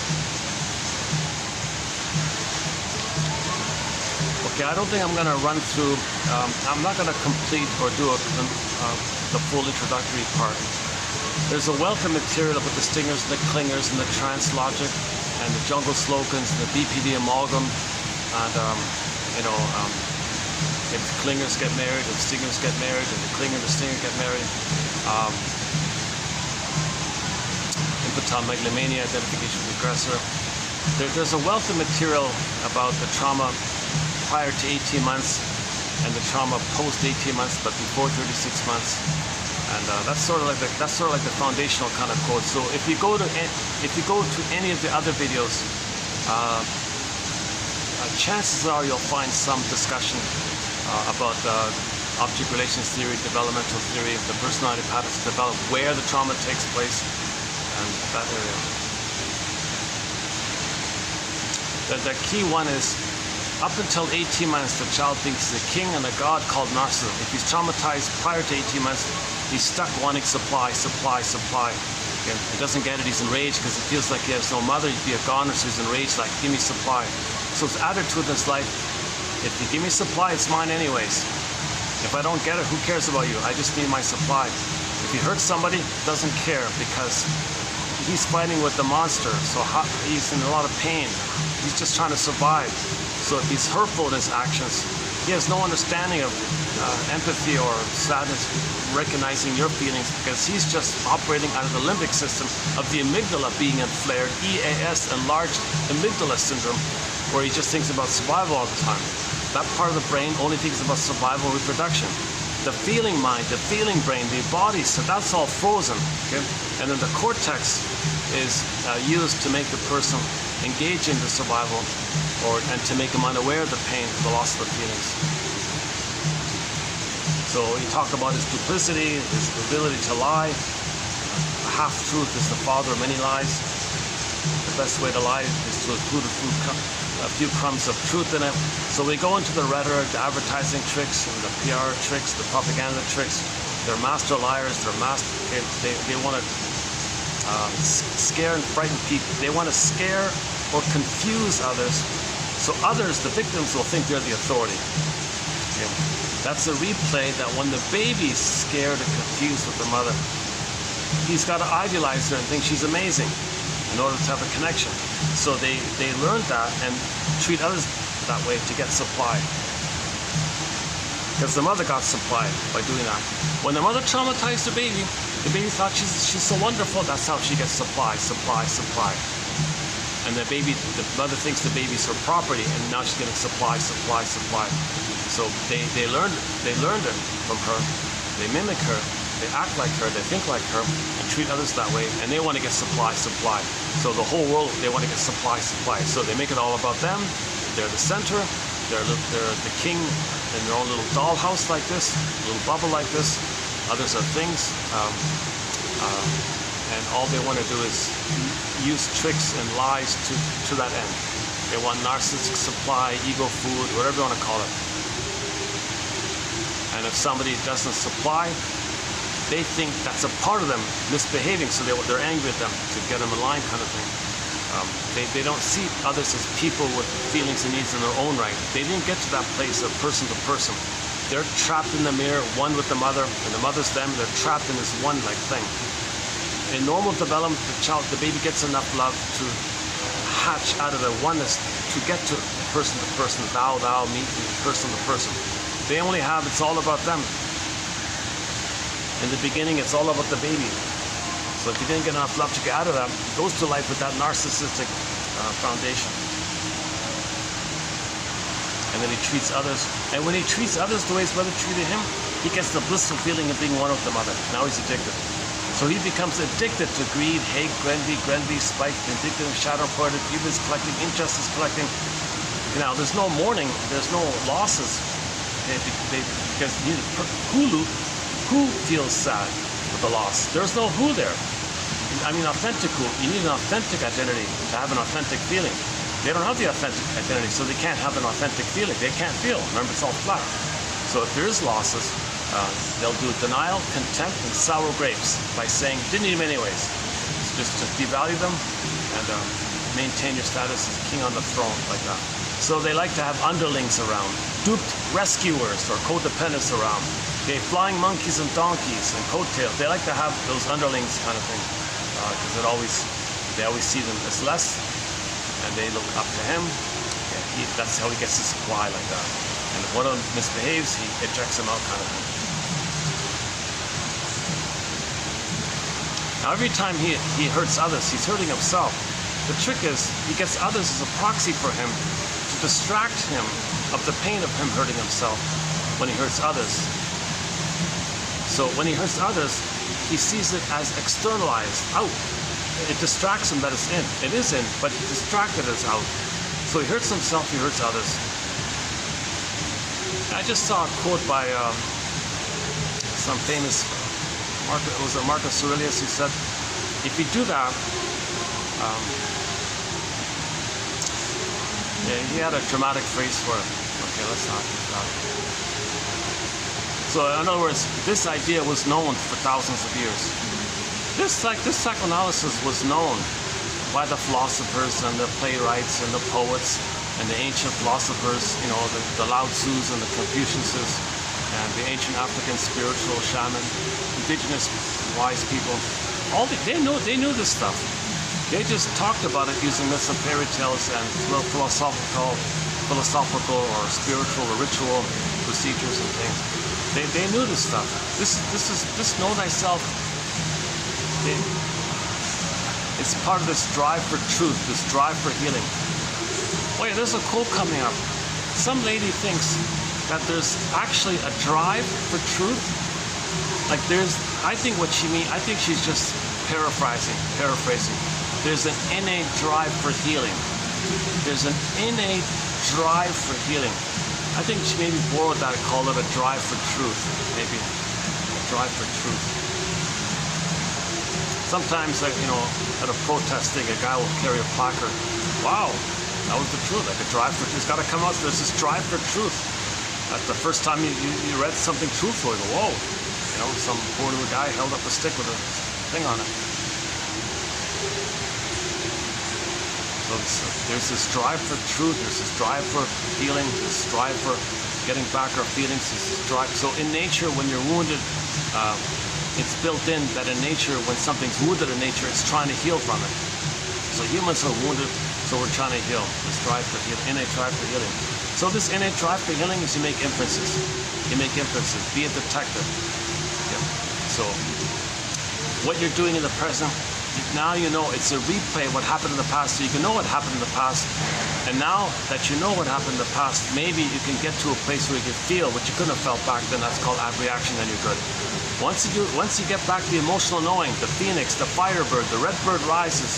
Okay, once you get that catharsis, that release like that, either quietly or in small doses or large doses, once you more and more admit the truth, and cognitively and emotionally, the more you're whole, the more you heal, your symptoms go away when you're connected with yourself. So it's a psychic pain to be detached from your authentic self and live with the false self.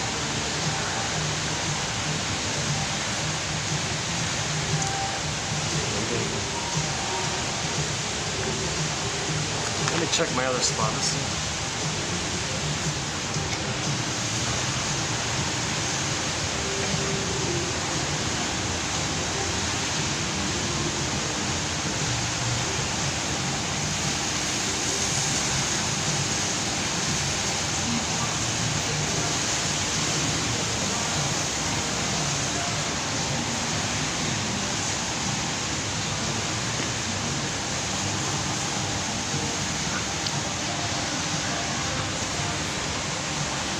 Maybe I can go back. Maybe I can get back to it. Oh, these chairs are better. Oh my God, yeah.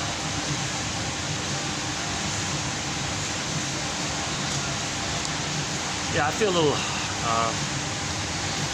more comfortable here. Over there, I got there's a whole restaurant to the side of me, and I got the staff on the other side here. The guards here are not around at the moment. Let me move my bag up here again. Give me another minute. Hold on a second.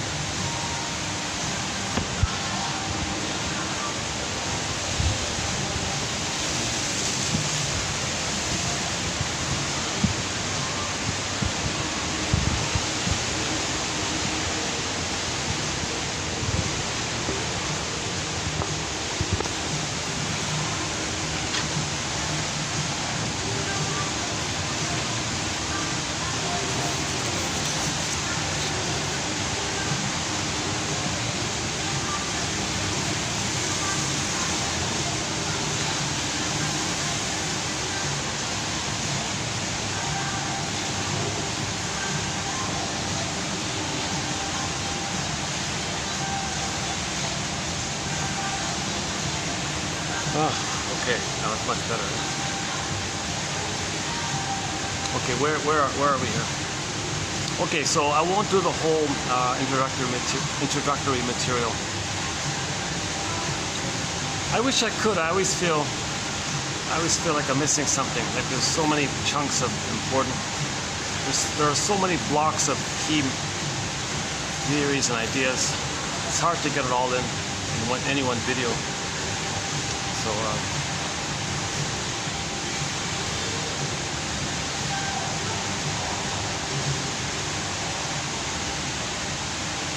I think Robert Bly was trying to cram. He was doing something similar, I feel, in his famous book Sibling Society. He was trying to cram in a lot. It was kind of like these blocks of ideas and things. He was really trying to do his best. It's hard for anybody to give a smooth, complete, unified, concise overview that's like a perfect, beautiful interpretation for everybody, and they feel healed and they feel seen, and now they can feel again. It'd have to be the greatest, most beautiful poem of all time that everybody can read. I mean, yeah, that's something, eh? But there's an innate drive for this kind of clarity, right? So we'll have some quotes by Robert Bly. He's sort of the guest mentor here coming up. Let's go to today's batch here, 2906. So this video is part 6.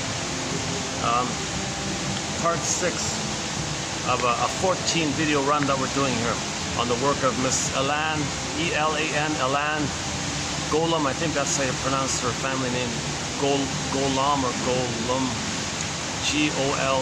G-O-L-O-M-B. She wrote 2 books. She's very famous for the first one, 1992 book called Trapped in the Mirror, about narcissism. But very few people know her follow-up book, written in her 70s, almost 25 years after that time. She wrote her sequel, and then she self-published it, so it's maybe less known because of that. It's called Unloved Again. That's an excellent book. I highly recommend getting that PDF file. It's I Universe, the letter I, Universe, written together as one word. .com, type in Unloved or Unloved Again, and it's $3.99. You get the PDF file. It's a 200-page book. That's an excellent self-help book. One of the best ones around, I think.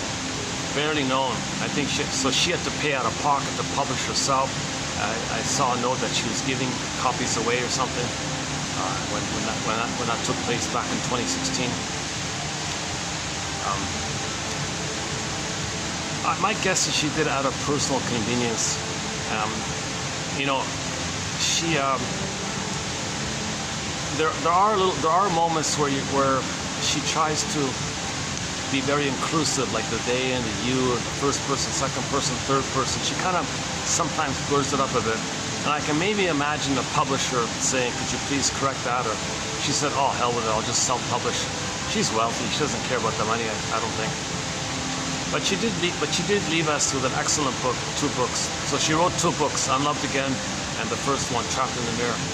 And so we're currently discussing quotes from those 2 books, from 2901 to 2914, and this is now 2906. Okay, so again, as mentioned before, the source point of narcissism is that the baby believes the breast, his mother's breast, doesn't belong to his mother. He doesn't get that yet. Just like in the uterus, he's one with everything. Okay. So you put a circle for the self-concept, and whatever this other concept there is of what's not him, you put another circle and you overlay it. So the 2 circles are overlapping, and it looks like one circle. That's his sense of self, the 2 being one, and it's all him like that. He owns that other. It's fused with him. That's in the uterus like that. His blissful feelings all about him, and that continues for the first 4 to 5 months.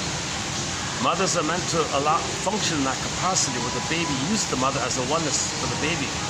So the mother's attuned, she recognizes and meets the needs just automatically according to what the baby needs, in the same spirit the way it was met in the uterus.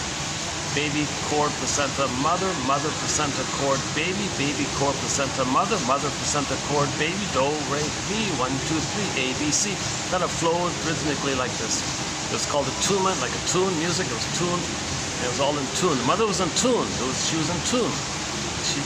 So the mother was in tune and met the babies automatically. This attitude, this spirit is meant to continue on the land world, on the extended social interpersonal womb, water world to the land world, that she's got to continue that. Now that'll be broken if the cords are moved. So you leave the cord, huge point, lotus birth, you hand the baby to the bosom, he suckles, all is good, skin to skin, natural feeding, loving gaze, and this warm, safe embrace. Now he's got that cocoon, he's got that nest again, he's got that oneness again. So he needs all three parts. Okay? Being warmly held, skin to skin. So skin to skin, warmly held on the body, two bodies melding like that. I think that's what that Mr. Moore sculptures are about. The mother and the baby sculptures, all these curvy mother curves, baby curves, it's kind of blended in like that. So my guess is that artist was saying, gee, I wish I had that. Look what I wanted. Look what I never got it. I wish I had that. That's what I needed. Look, world. Look, mother. Look, world. Look what I didn't get. I didn't get this smooth, curvy, baby, mother, one thing. So the baby's like melts, you know, just so relaxed. Like I guess when you see, like sometimes you see a stray cat just lying on the sidewalk, just so relaxed, and just kind of without any worries or something like that. So the baby has that kind of spirit on its mother's body, I guess. Yeah. So you leave the smells, you leave the hormones. Don't remove the hormones. Okay. The mother produces lots of hormones to facilitate the attachment, the oneness. It's not just for the mother to attach. The mother needs it to feel the messages. There's like a cable line going across. So instead of the cord placenta between the two, it's skin to skin, body to body, and the nerves and something about the mucosal nerves in the child while he's suckling, and the nerves in the mother's nipple to the mother. There's a nerve line. I got a line on you. I got a line with you, baby. So play this spirit song. I got a line on you. Okay, so skin to skin, natural feeding and loving gaze. This is considered the Garden of Eden continued. The Garden of Eden, Shambhala, Nirvana, okay, Avalon, Paradise, it continues. The baby needs the Garden of Eden or the Paradise to continue. Babies are not meant to have paradise lost at birth. Babies need an extended paradise, an extended blissful oneness. It's a blissful oneness. The role of the mother is to give her baby a blissful oneness. Ideally, my guess is she should just stay in bed for 4 to 5 months. What's the big deal? Only 4 to 5 months. Make herself comfortable, catch up on her books, reading, and just let the baby sleep on her, skin to skin the whole time. And the baby suckles as he needs. Give that baby that rhythm of safety, that warmth safety, like he's still in the uterus. Just he's on the belly instead of under the skin. He's like over the skin. Just keep that continuity of the oneness. Then at 4 to 5 months, the child can hatch out and he can crawl around bed, right? And goes forward after that. If the baby doesn't even get that basic thing, then you get the bully patterns, okay, Iago patterns, and all the negative type, really severely negative types who felt so dehumanized to say others are dehumanized. Like they felt dehumanized, others of them, they say the others are dehumanized. That's quote how others represent a part of them who felt dehumanized by this. The baby felt dehumanized if the mother rejects him so early like that. Babies are human beings. Name of a book.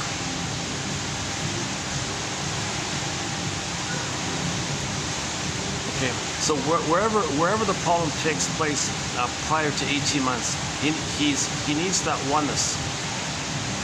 He needs mother recognizes him, soothes him, and sees him. He's the center. He's the king. It's all about him. He's center stage. He's in a psychic play where he's the star. It's all him. Everything around him just a thing to serve him. Everything just takes care of him, serves him. He's the star. He's the center.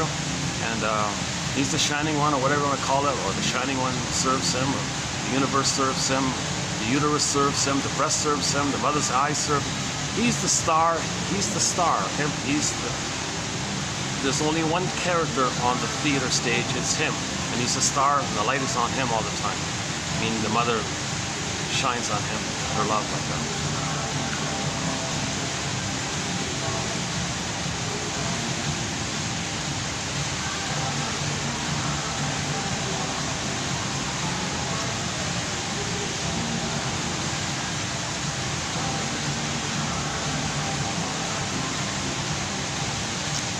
Okay, where are we now?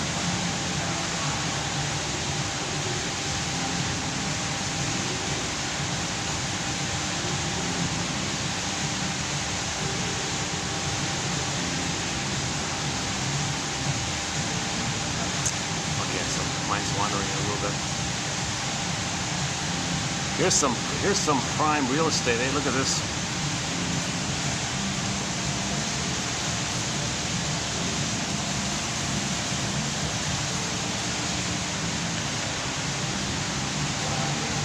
I wonder what kind of shop could go there. That's a real nice,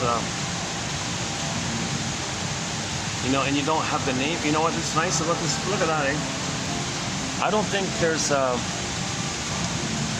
like you're at the edge here. So it's kind of like a corner suite in a way, maybe.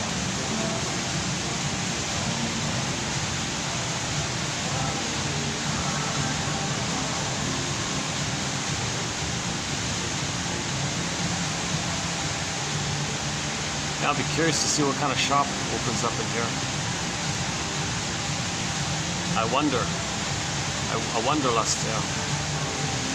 So we recently mentioned that Pavlov's dog is coming out with a new song called Wanderlust, the name of their new album. Wonder, not wander, wander around, not wander, wonder, W-O, wonder, wonder. That's interesting.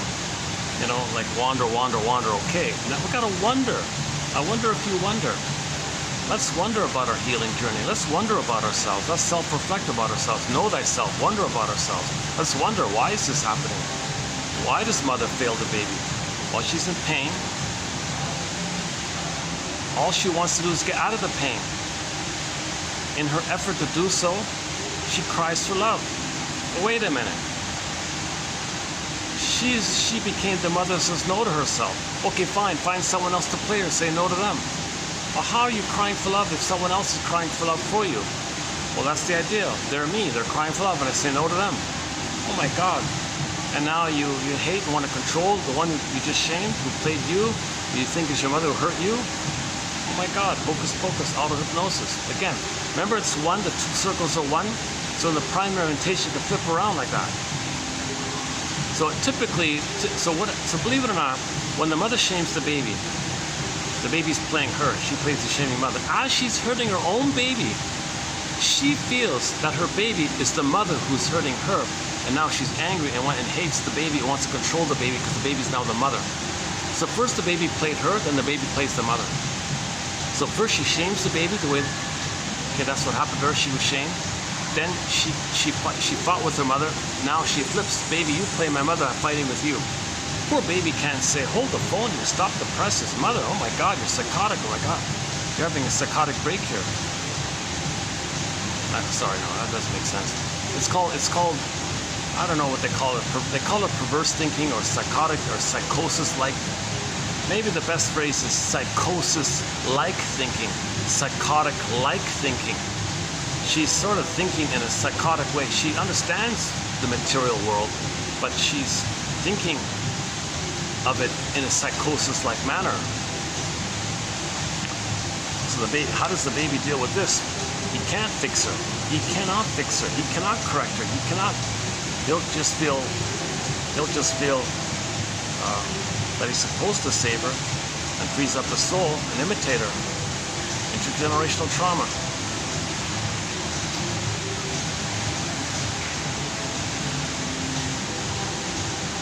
So the innate drive for healing is to get out of this intergenerational trauma. The person notices how they're repeating. get the story, then you stop repeating. Okay. If you know the story, you stop repeating. Memory, repeating, working through. Mr. Freud's famous essay, right? So baby doesn't remember what happened. It's known, but he can't think it. It's the unthought known. It's known, but he can't think it because the scarecrow has no brain. The scarecrow means something's known, but you can't think it because he's got no brain. And the Tin Man, he can't love, feel, feeling, love. It's missing. And the scarecrow and the Tin Man kind of being like that, the person's going to feel disembodied. That's the cowardly lion one. And then Dorothy's like part of nature's innate drive for truth and healing to line things up. Okay. Mind, heart, body get aligned up. So Dorothy's like a personification of this healing, nature's healing drive. So Dorothy's like nature's truth seeker, got a healing seeker, truth seeker, healing seeker. Dorothy, right? So that's the part of us that's trying to that can represent the truth drive, the healing drive.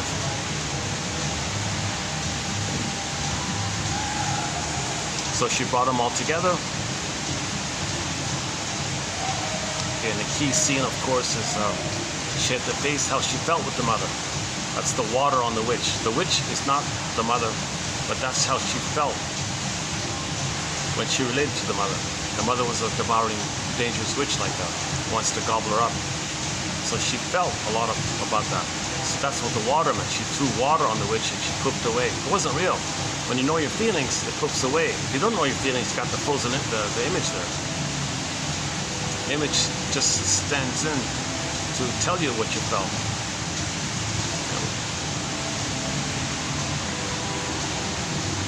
And then there's no place like home. She got back her embodiment called Kansas. Okay. Oh, carry on, wayward son. Oh my God. Carry on, wayward son, Kansas. Yeah, look at that. Look at that. So when she got back to Kansas, there's no place like home.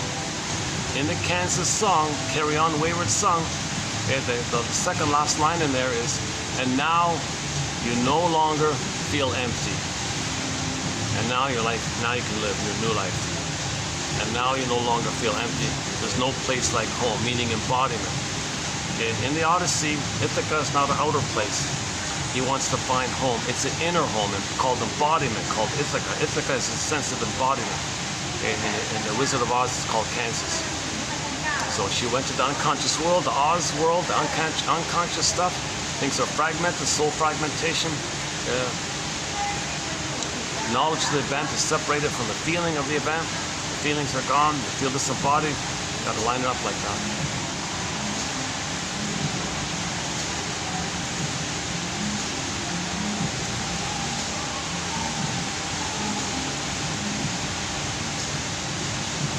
It's funny about this place, yeah? Sometimes it's really busy. Sometimes it's kind of mellowish like this, yeah. Well, weekends, I never come here on the weekends, but during the week it's a little bit like this sometimes.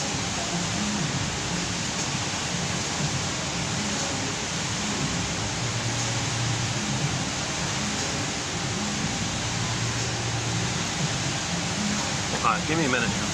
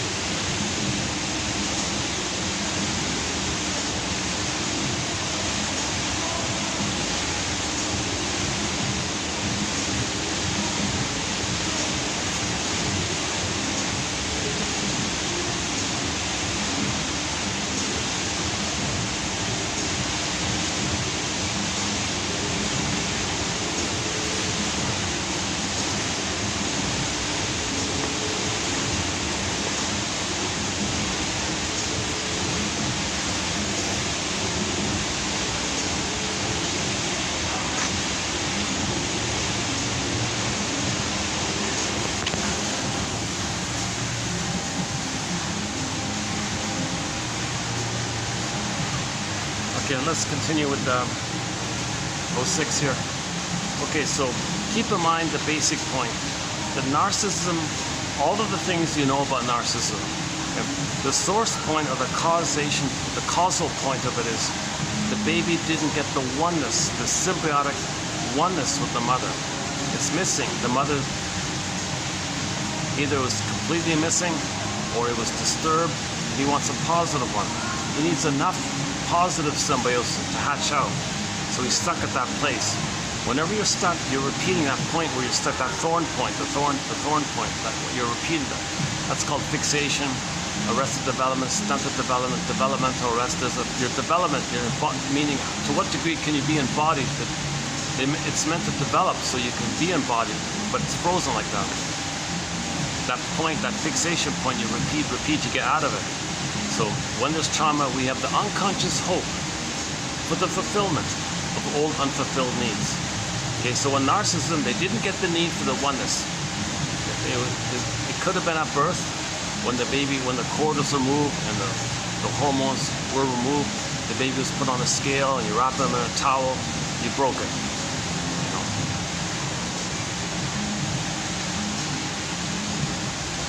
So lotus birth, you got to keep the cord at the center and let it drop off on its own accord. Just wait a couple days, it'll drop off. And there's a whole discussion about the importance of the lotus birth. Lotus stem pod, baby cord placenta.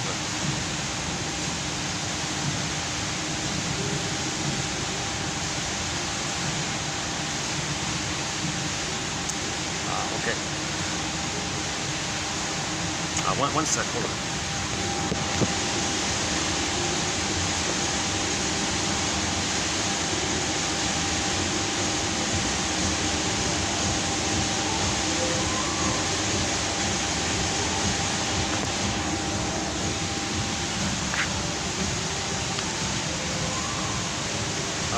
Okay.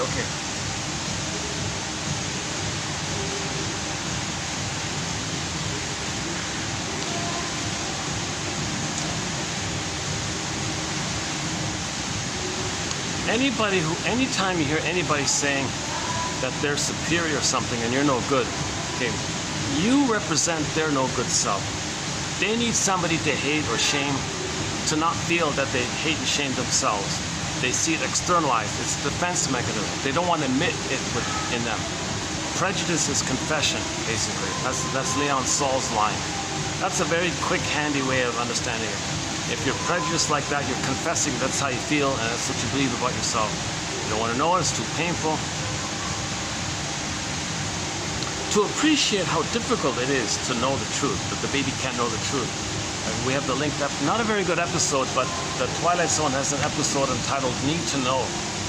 And when they got the truth, they all went nuts to the psych hospital. So that was a symbol that the baby would go nuts if he knew the truth. He can't know the truth. So tricks of the mind. So prejudice is a trick of the mind, meaning defense mechanisms. All defense mechanisms get you away from your pain. Actually, that was a good quote from yesterday. Oh, let's do that one. Back to 05. The last one in 05. The last one in 05 was, this one here. 05. Defenses, psychic defenses are behaviors our mind constructs. Operations of the mind, maneuvers of the mind, behaviors of the mind, mechanisms of the mind, mental mechanisms, psychic defenses of the mind. Remember, the baby's in defensive mode. He's being attacked by the mother. Mother's a monster. Actually, no. He creates an image of the mother being monster to represent how he felt with her and not attacking him. That's what he thinks. So he's got to protect himself from himself. He's got to protect himself from his own rage against his mother, kind of thing. Defenses are behaviors our mind constructs to take us away from the pain. So in prejudice, you're getting yourself away from the pain you would feel if you were to admit that what you're saying about others is you. Defenses distract us. It's a distraction. It's called externalization. Okay? Karen Horney calls it a paucity of inner experiences, a poverty of inner experiences. They can't admit the poverty of inner experiences. Yet they feel shamed and unloved. It's impossible. So you distract yourself by saying others are no good. It's called projection. The pain continues outside awareness.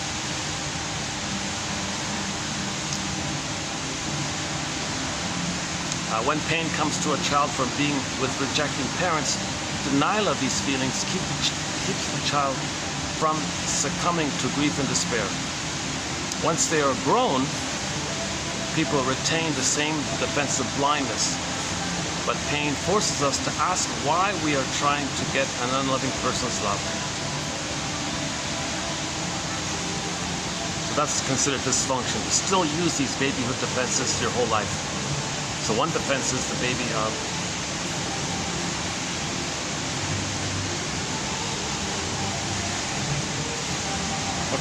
so let's just leave it there. Let's go to 06 then.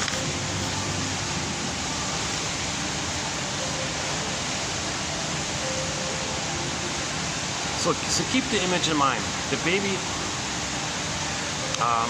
wants to nurse properly, be held safely, and have mother's loving gaze and a nice warm embrace. Rhythm of safety, attunement like that. But it's not there. It's not there. It's broken or it's hurtful or whatever. So what he needed to be in that place where he was a king, little god, center of it all. The mother's a thing that he owns, he possesses it. So he's not in a place to reach empathy or to be apologized for his behavior later on. He's always in survival mode. If the baby doesn't have a mother, he thinks he's a goner. So keep that kind of point in mind, because later on, when people don't get supply, meaning a symbol of that in the past, they're triggered up of how they would feel, of how any baby would feel if he had no mother. That's why he's so enraged. So he wants to be more demanding and possessive to get the supply. If you really can't get it, you need it anyways, and find that other one. So that's all he's doing. He's just looking for supply, supply, supply, supply. He's not there to love or have mutuality or feeling affection or tenderness. He hates all that stuff. It reminds him of his incapacity for that. It brings up a lot of pain, so he's got to hate it as a defense against the pain. So hate is a defense against the pain that you can't love, basically, right? Or that you weren't loved. One quick one from Miss Morgan about 3 weeks ago was about how narcissists twist and make it about them. So one lady was about to have a baby, complications, the baby didn't make it. So in a moment of weakness, she called her mother, wanting some kind of little support or something. Mother, geez, I'm really sad. My baby didn't make it. It was stillbirth or something. You know what her mother said on the phone? No, I don't have a grandchild. Right? Because she used the daughter for supply. She expected the grandchild will continue to supply her. So she made the issue about her. She didn't care about the feelings of her daughter. Because everything's about her, the grandmother in that case. That's the kind of point. She's the center. She's the center. There's only one play. Everyone's just a functional thing from the grandmother. So that was her response. A similar example is by Kimberly Harding. Kimberly Harding from her book called You and the Narcissist, little mini book. She says, one way to think about it is, think about a child playing with their dolls. The child's sort of the center of it all. Okay, doll number 1, you play this role. Doll number 2, you play this role, etc. So the child plays with his dolls where she assigns roles to the dolls. And she's the center, and the dolls do it in her dream, in her little play mind like that. But then later on, the child realizes there's a real world with people and feelings out there, and she discovers the real pleasure and the real life of that and gives up the dolls kind of thing. Okay, the narcissist is still in his own dollhouse. He's still in that dollhouse world. Others are just assigned like dolls, like roles to serve them. Underling, donkeys, flying monkeys, etc. Dupe rescuers, foolish people to take care of them, easy pickings, whatever you want to call it. So that line about the easy pickings was from the Twilight Zone. The one about the comedian, take my false life, please. Like the comedy, the one comedian said, take my wife, please. So they played on it, take my fake life, please. Another interesting episode. Yeah, we talked about that. Oh my God. Forgot about that one. I've had an in-depth discussion about, I don't know, a good 6 or 7 episodes now of The Twilight Zone. I forgot about that one. Another recent one was the Mr. Motivation one. But that's not a major one. To See the Invisible Man was a major one. Wong's Lost and Found Emporium for sure. The one about the little glass figurine of the Doberman Pinscher, that one. Oh, and the cynical one about the alien, okay. How it was a symbol for prenatal distress syndrome, where the uterus was not a friendly place. So he wants flying monkeys.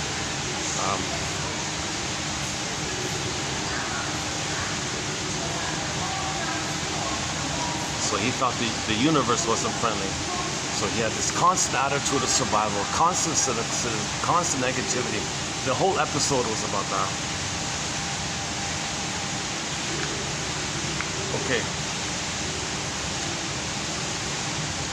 Okay, so we did the grandmother, making it all about her, and now I don't have a grandchild. Okay, the narcissist is in the center stage with his own little dollhouse, his little snow globe bubble, center bubble fantasy world, where others are just things to serve him. Remember, he wants to get fed without acknowledging the humanity of the other person. He can't see the humanness of others. He didn't get enough love to do so. The psychic structure needed for mutuality, person to person, is having the love to get out of the egg, out of that oneness space. He didn't get into it, or he's in it but it's perverted and he can't get out. Okay? He needs a positive symbiosis. So whatever complications are there, it's going to lead to the narcissistic component of distinct personality patterns. So these quotes are all sort of related in that area. Okay. The unconscious moves us to do things we don't understand. Nor would we do them if we understood our motives. Okay, that's the iceberg metaphor. So all of the eros, all of the life force is sent into, affected in, invested in that memory loop of the trauma where the baby cried for love, mother said no. His energy, his drive, his life force, his prana, whatever you want to call it. It functions, it's called unconscious motivation. It's now going to be the puppet master, the driver of the person. It's powerful like that. A burglar has an example about the power differential between the conscious and the unconscious.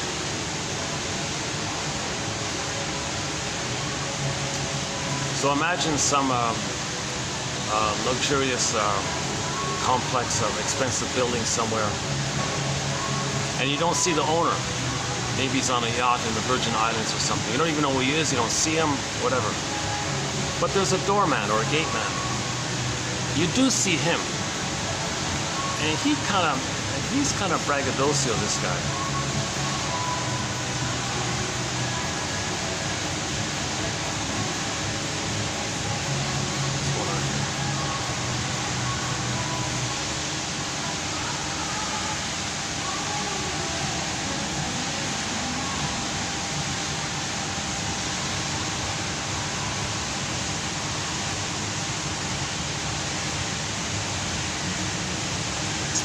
I thought this issue was resolved. I thought, let's see. I'll have to go back.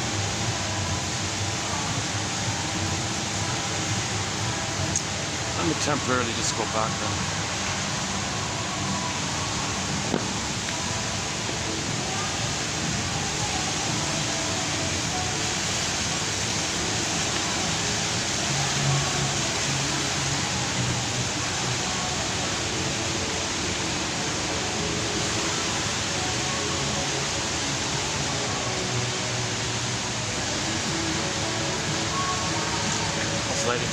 Oh, here's the lighting's okay, right? Oh, I got it okay.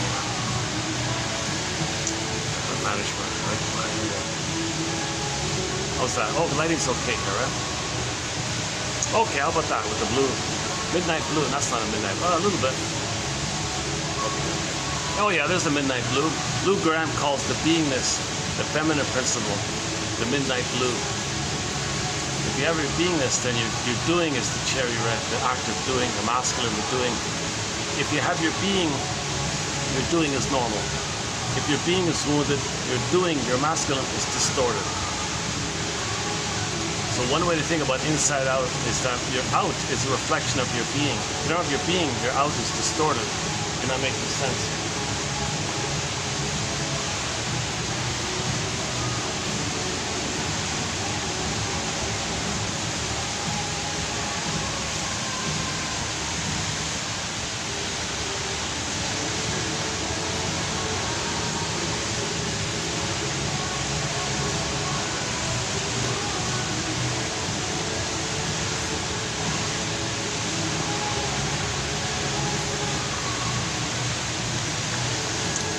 Okay, let's keep going here.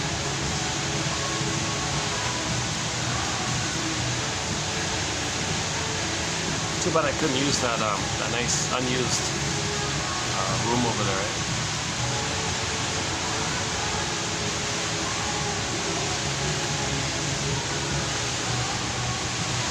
Oh, there might be people passing by. Oh, okay. Not too many, right? Okay. I try not to get people in the camera. On occasion, somebody passes by.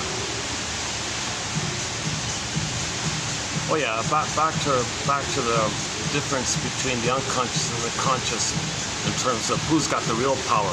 So who's got the real power? The guy you don't see who owns the complex on the yacht in the Virgin Islands or whatever. Or what about the doorman? He might be kind of braggadocio, but it's kind of tough with his flag there, ordering people around, watching everybody and demanding things, shouting at people, whistling at people. Maybe he thinks he's the most important person there is or something.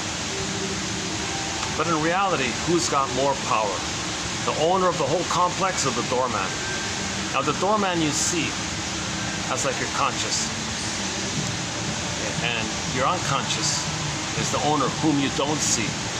So it's kind of like the iceberg metaphor. So that's considered humanity's third narcissistic injury. That there is such a thing as constructs, internal objects, introjects, incorporations, identifications, memories, okay, unmet needs.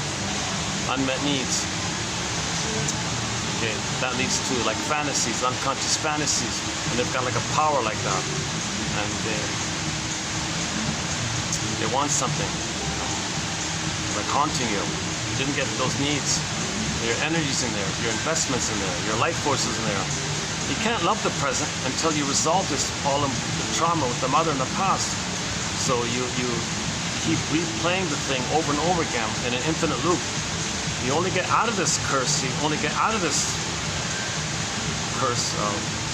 script or whatever, schema or whatever, working model, through mourning, by getting on the broccoli boat and free associate. If you keep trying to save the mother, cure the mother, fix the mother, if you keep trying to be loyal to the mother by mimic her, you can have 20 lifetimes doing this.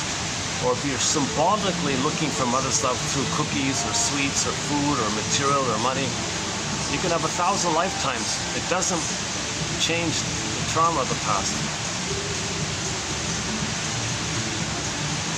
Janoff's line is, it's when you recognize the falsity of this, it's the death of unreal hope is the birth of new life. Martha Stark keeps calling it relentless hope, this relentless, compulsive hope. Okay, go to yesterday's video about the record, the 45 record. We spin this record around all the time, the 45. We only have one record, we keep spinning in every new situation, that one there.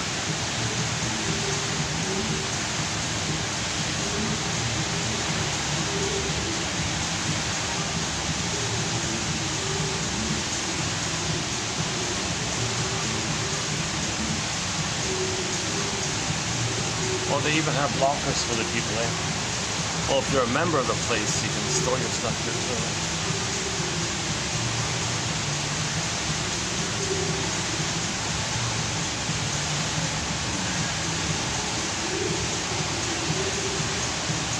Well, it's probably cheaper than an office, right? Like if you can't afford a whole office, I imagine this option would be cheaper, right?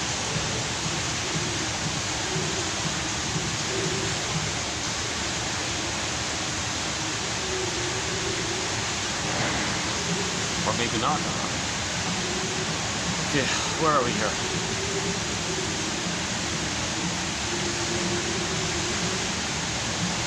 Okay, that was the first one. Yeah, okay, hold on. That was the first one. Your negative connection with your parents.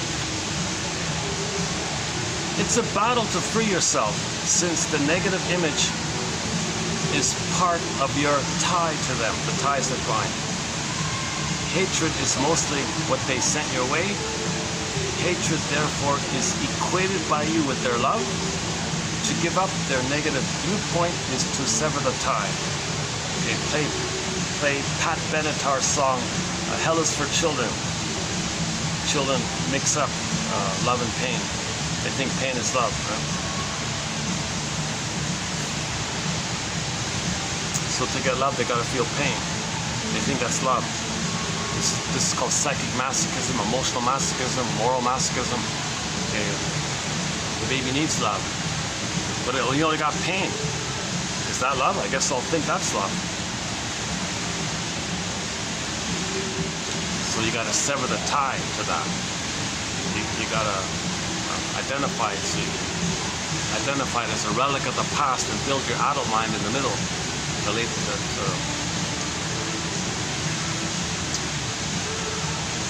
So Ms. Golem's main theory is that in the mind we have two constructs. Frozen child, freezing parent. You want to identify which puppet master. Remember the power of the puppet master, the unconscious? Okay, you got two icebergs there. Which iceberg puppet master is dominating the person? Right. Okay, so let's say there are two owners of the building. One's in the Virgin Islands, and the other one is also in the Virgin Islands on another yacht, let's say, just side by side, whatever. So you got two puppet masters. So in a current situation, you may see the freezing parent in others, coax in others, prod in others, find some way to make yourself believe others are your freezing parent. You play the frozen child. Then you pick up where you left off. Save the mother, cure the mother, heal the mother, fix the mother, please the mother, placate the mother. What do you want, mother? So you're still in that kind of mode. Or you see your frozen child construct in others, make it happen, coax it, make yourself believe it, and you play the freezing parent one where you shame them because they're you and you shame them, and then you hate them because you can flip it afterwards. So the freezing parent is a cloak over the frozen child. The clingers mainly come from the frozen child, and others are the stingers. But the stingers are doing it because they're not aware of the frozen child in them. Their frozen child in them, they see onto the clingers.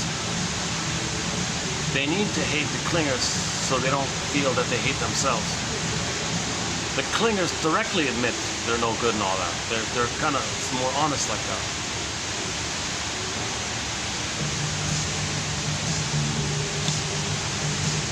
So there's two ways for emotional liberation, right? Broccoli boat, and then identifying which puppet masters at play, step back, build a wedge in the middle called the adult mind, the adult ego mind.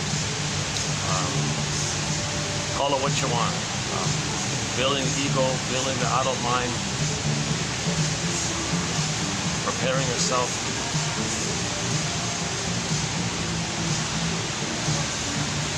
Supporting yourself. I imagine some people might call it a spiritual practice where you mindfully identify, which puppet master is controlling me now, the freezing parent or the frozen child? You know, kind of like when I'm here and I think I might be bothering the other guests or something, I'm kind of like, I gotta please them. Let me do the moving, you know.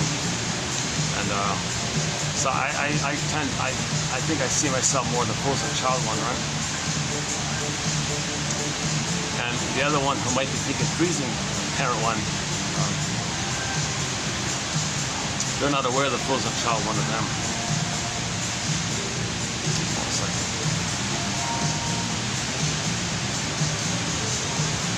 Okay, if people walk on my right side, I can cover it, but if someone walks on that side, I might miss it.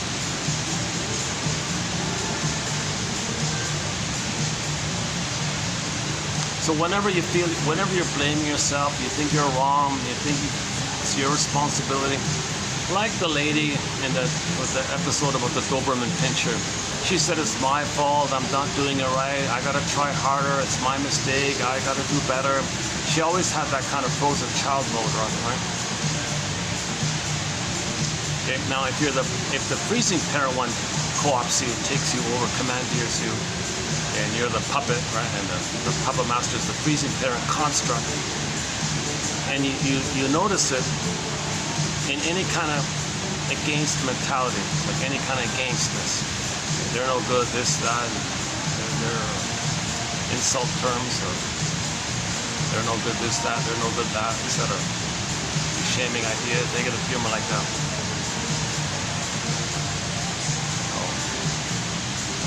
Oh, there's that pop-up again. That's the same one. It's the same one. That's unusual to get the same scammer call. I got it 3 times in this short video. Wow. Maybe there's a new scamming. Maybe the scamming system has been power charged by AI now. See, with AI, whatever scams are taking place, it just accelerates it, right? Somebody theorizes that when there's new technology, it just accelerates what we're already doing. We don't even know what we're doing. We're going to accelerate it? Oh my God. And part B of it was, think of AI as technology's unconscious. Yikes. And the programmers don't even know they're unconscious. The programmers will program it unaware that their own unconscious may do it in such a way that the technology might be like a proxy for their unconscious wishes. A little dangerous like that, right? So the solution is like the famous Delphi phrase, know thyself, which came over apparently from Egypt, apparently. Know thyself, went over to Greece, know thyself, know thyself. Michael Jackson, Man in the Mirror.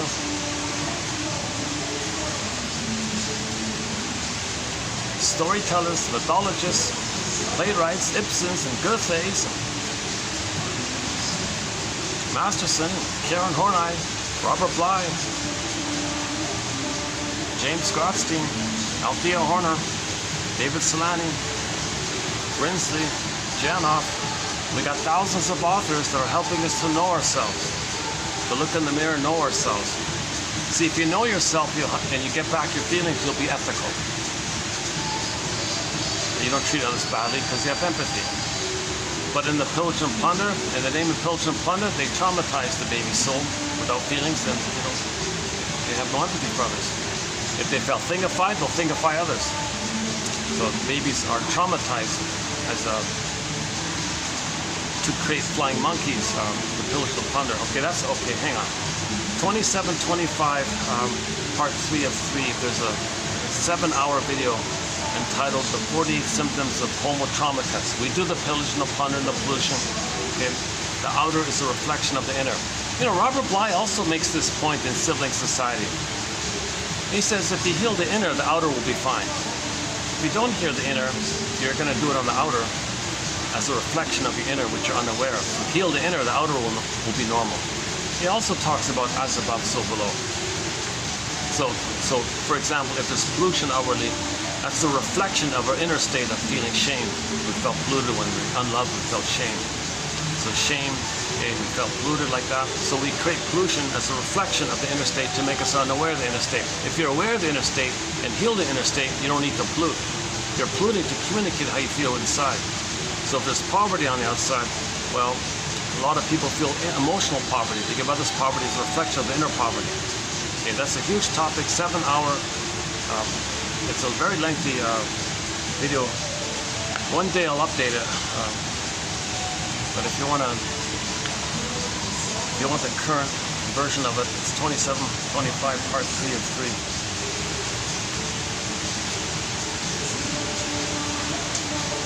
Next one here. When the parent hates you and you hate yourself in like fashion, you feel a bond between you, a self-destructive form of attachment.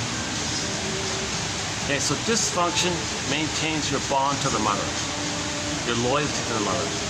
Any dysfunction against self or others, against others, pleasing others, avoiding others, any dysfunctional behavior, self-defeating behavior, even though you think you're being just destructive towards others, that's just a mask, a camouflage, okay, that you're being destructive inwardly as well. You just don't want to admit it because others play you and you're the shaming mother. Any dysfunction, okay, you name it, prejudice, cynicism, sarcasm, constant prejudice, the paranoid, schizoid, either or thinking, all or nothing thinking, my greed, your greed thinking, jungle slogan thinking, okay, and if you're looking for symbols of mother, it doesn't work. So emotional eaters, okay, people want to numb the pain. They're cigarette smokers. Cigarettes are like tranquilizers, Janov says.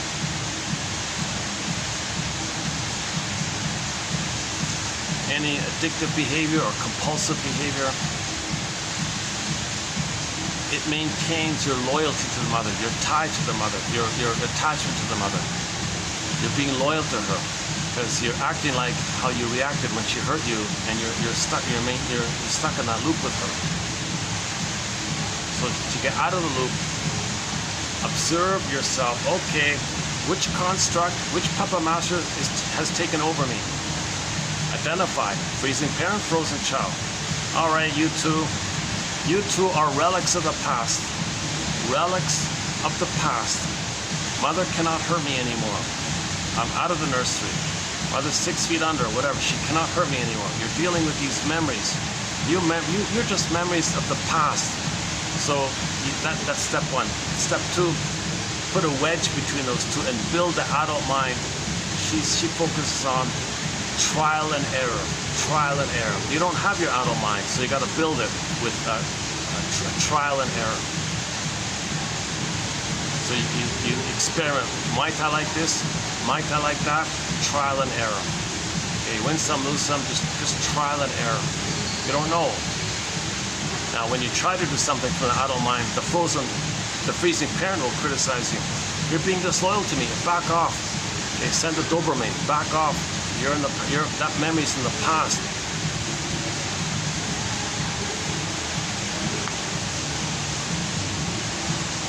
You got to treat the freezing parent kind of like a sadistic bully in your mind or something, she said.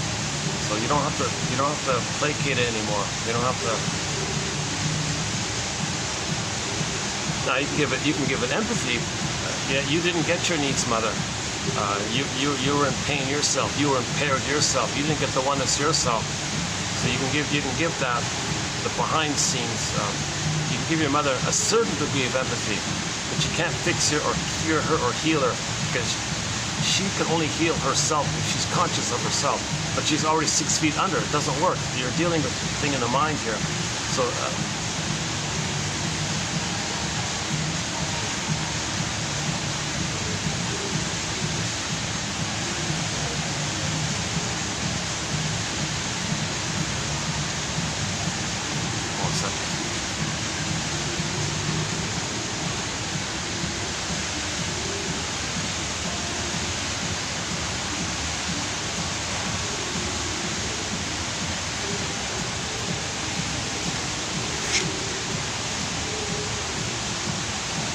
Next one here, the idea of giving up his false self, frightens him. So these are all false self personalities. These are all false selves. Okay, the bully, the ego, narcissist, these are all false constructions. They're there to make you unaware of the pain of losing your authentic self. The idea of giving up your act, it frightens him because he believes there's no real person behind his charade. Even at work, he assumes that it is his phony self that succeeds. So his charade was loud talking, grabbing your attention with dramatics, and finding ways to be the center of it all. No one would want to hear his quiet speech. Feeling you are worthless keeps you playing a phony role. Worthlessness attaches him to the unloving internal parent. A person who so much despises his self will behave in despicable ways that support this attitude. So he supports the underlying attitude that he's no good, right?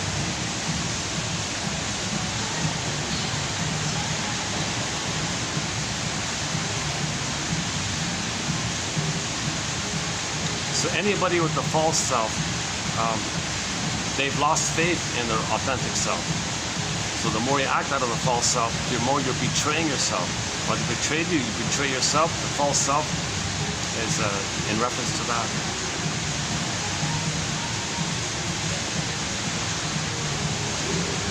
Judy doesn't need sympathy. She needs to be asking why she is creating negative expectations in order for her to develop the ability to stop.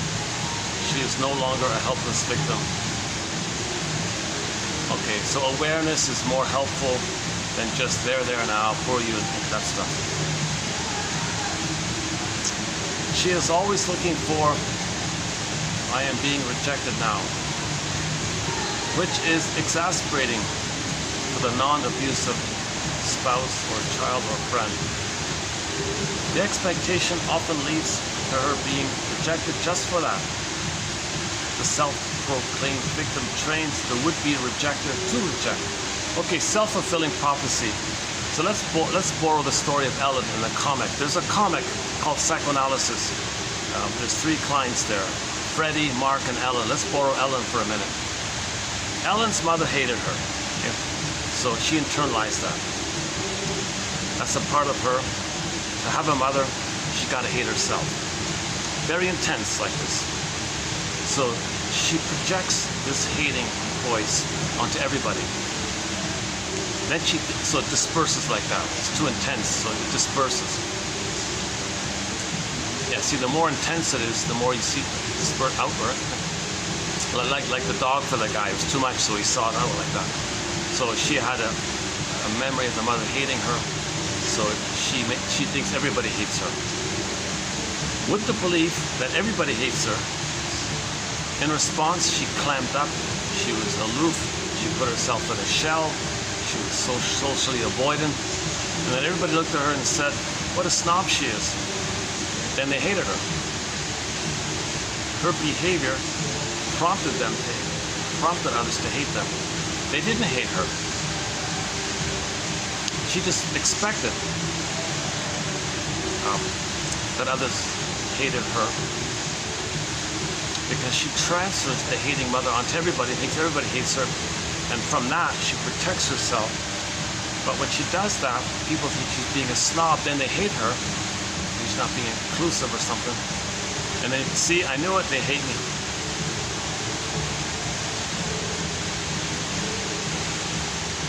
Karen Horney gave a similar example. She said she was about to give a lecture or something, and she thought everybody would, and she had the memory of her mother criticizing her work. Your work's not good enough, not good enough. So she projected that voice onto the audience. Okay, so now she's giving her lecture, always thinking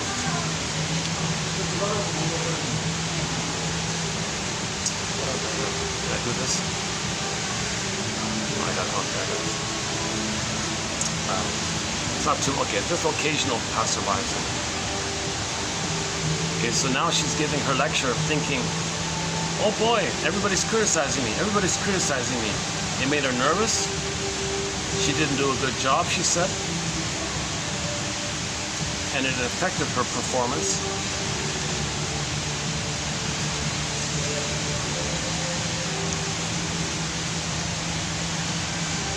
And then maybe she did get some negative reviews or something. So she created it by that. So she created it like that. So she projected the inner critic onto the audience. Because of that, she couldn't do her best.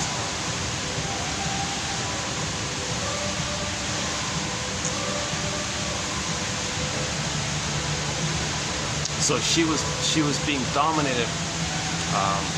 So she projected the freezing parent construct onto the audience and played the frozen child one. I'm not good enough. Nothing I say is right. Nothing I can do to please the parent. I can't save the parent. I can't placate the parent. I'm no good all the time. So she recreated in the lecture hall the no helpless, no good child, and they're the critical parent. But the reality was, she's a rock star and they all love her. But and even if she gave a mediocre lecture, they still applauded her and said she was good and all that.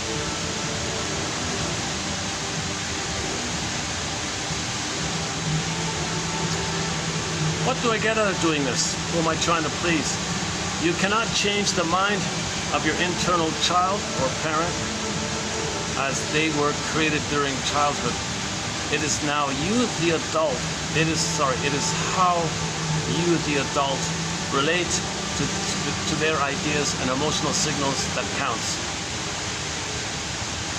To cling to one who rejects you is taking the position of the victim. Okay, yeah, the inner child, okay, frozen child.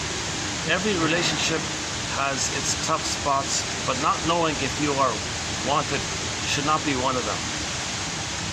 The adult has to tell himself or herself, yeah, you know, win some, lose some. The adult can say, well, maybe wrong chemistry. You know, not everybody is going to like everybody all the time.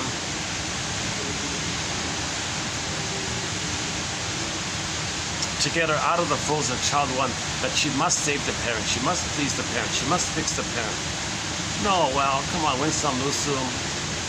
Wrong chemistry, not everyone is going to love everyone. Adult mind, stuff like that. The adult mind has to regard hateful messages sent by the freezing parent and submissive messages sent by their frozen child as inappropriate in the now. Relics of the past, relics of the past, relics of those voices, those memories.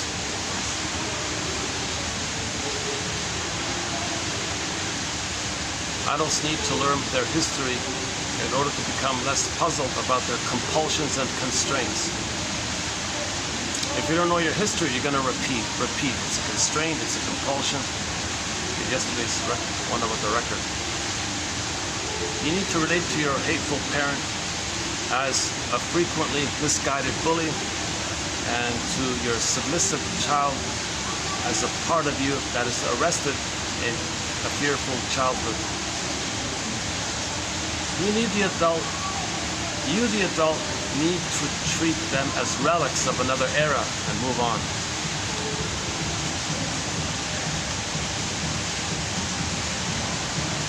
Oh yeah, to be loved for what you are not, to be loved for your false self, or who you pretend to be, is a vote of no confidence by you against yourself. Yeah, that's pretty clear, right? So if you're trying to win approval from the freezing parent or frozen child, that's a vote of no confidence by you against your authentic self. To the internal child's mind, it is hoped that self-attack will win the rejecting parents' love.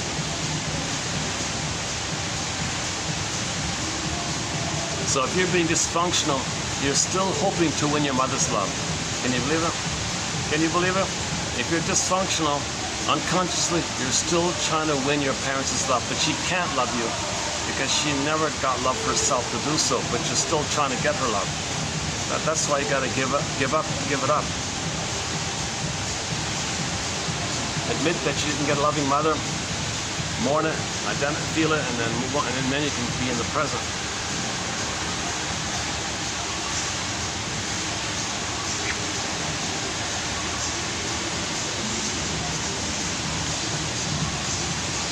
Partners attempt to help each other recover from their unloved past.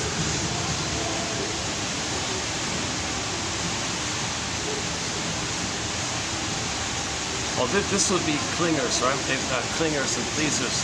If they get married, they can heal together by making I statements. Stingers cannot make I statements. They cannot tell the truth. They cannot tell you a feeling. They cannot make I statements. They cannot free associate. They only want to lie and get supply. Clingers can move forward and heal. Partners, these clingers attempt to help each other recover from their unloved past. Some of what was never received will have to be mourned as forever missing. Forever missing. Never received, it's forever. It's forever missing. Call it spirituality, call it growing into adulthood, etc. Adulthood implies the ability to take reality as it is. This is the only life you've got, so what's your choice?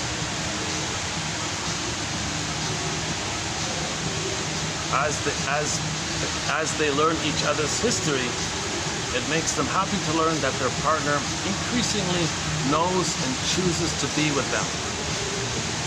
So the clingers can use their relationship as a healing journey, a developmental healing journey, because they're conscious of their situation. They can make I statements and they know where they're at and they're committed to their healing journey together. Now, if the clinger does that with the stinger, it's a false endeavor. They can be committed all they want, it'll never work. Only two clingers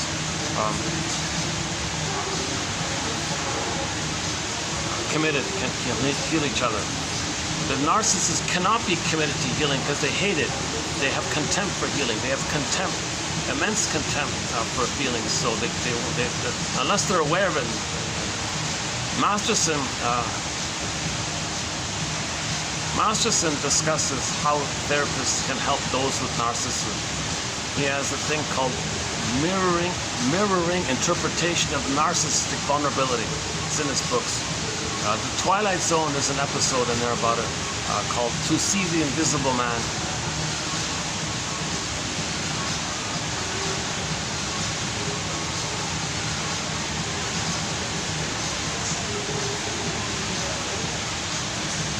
I don't think it would really work what they offered, but it might work for a minute and then it'll go back to the old way, I guess. Or maybe it can work. I don't know.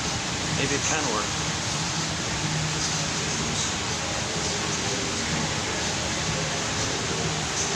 I don't know.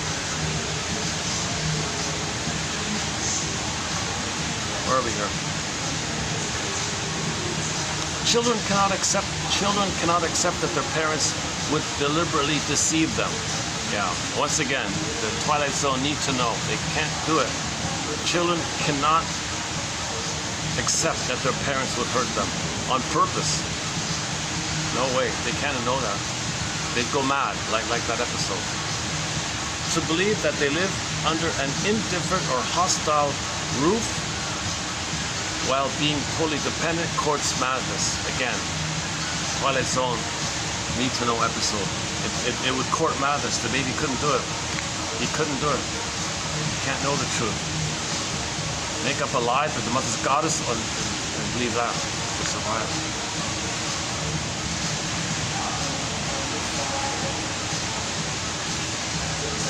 And then if it's frozen there, they, like the episode with the dog one, she can't know that the guy is hurting her. So she's got to save him. That's the same thing where she was as a baby, not knowing that the mother hurt her. So she chose that guy to know and feel how the mother treated her. She didn't remember, so she recreated and repeated it. So you can blame the guy. We can blame the guy fully, of course, but she unknowingly was attracted to him because to get the story of the past. Memory, repeat, recreate, so you can remember and stop repeating. So she, okay. Now we're not going to blame the victim, but on her end, the positive intention of her choice is to learn her story of the past. But the reality was he was a violent, sadistic, vicious criminal, right? So there's a reality there.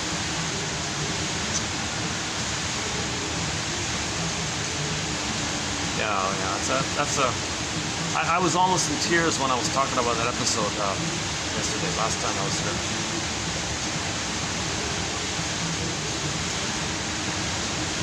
She rebelled against her family's excessive control.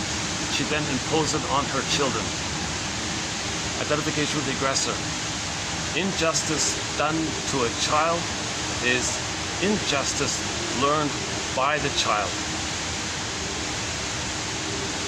So in that episode, Mr. Motivation, the boss was the bully and all this.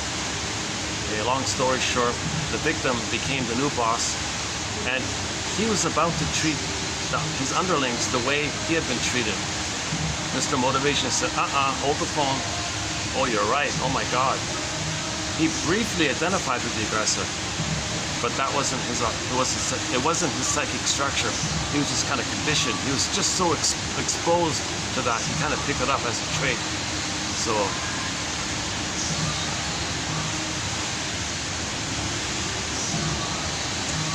she enacts. Oh, there's that annoying song again. Yeah. Oh, they play it here too. Oh, there's one annoying song on this soundtrack here that's kind of I can't believe it. There's a real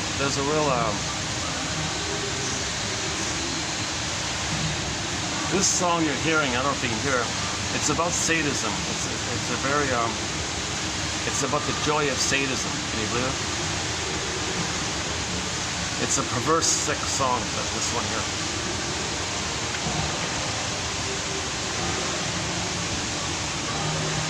They played it at the other venue too, right?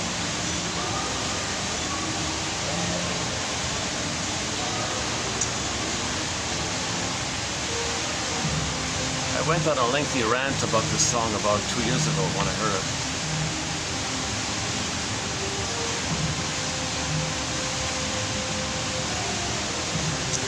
So any songs that are kind of perverse like that, yeah, there's the line there, right? Yeah.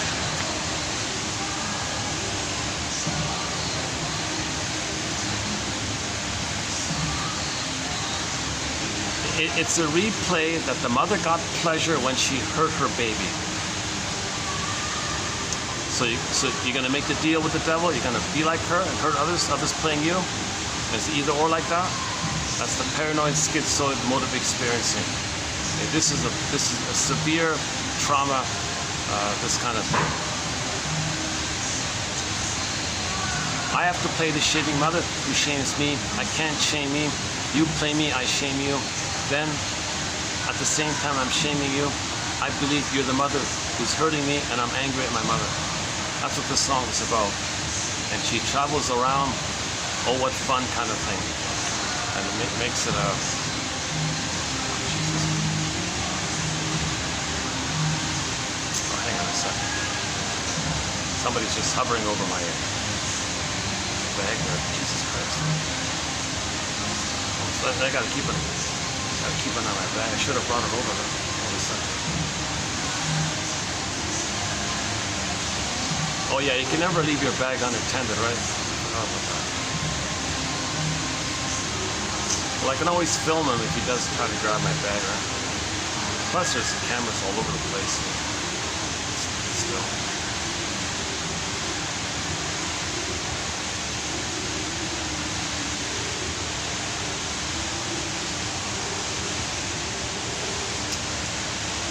a second.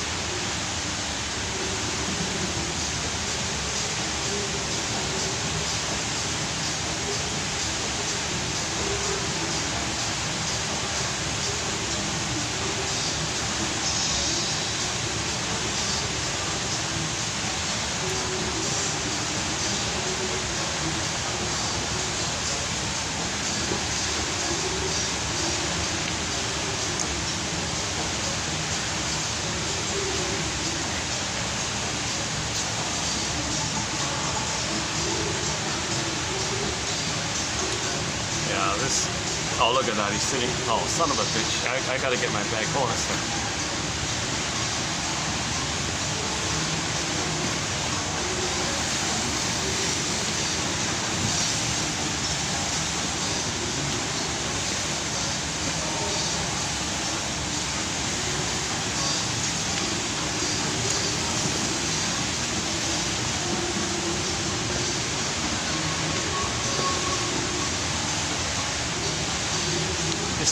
He just sat right beside where my bag was. Look at that.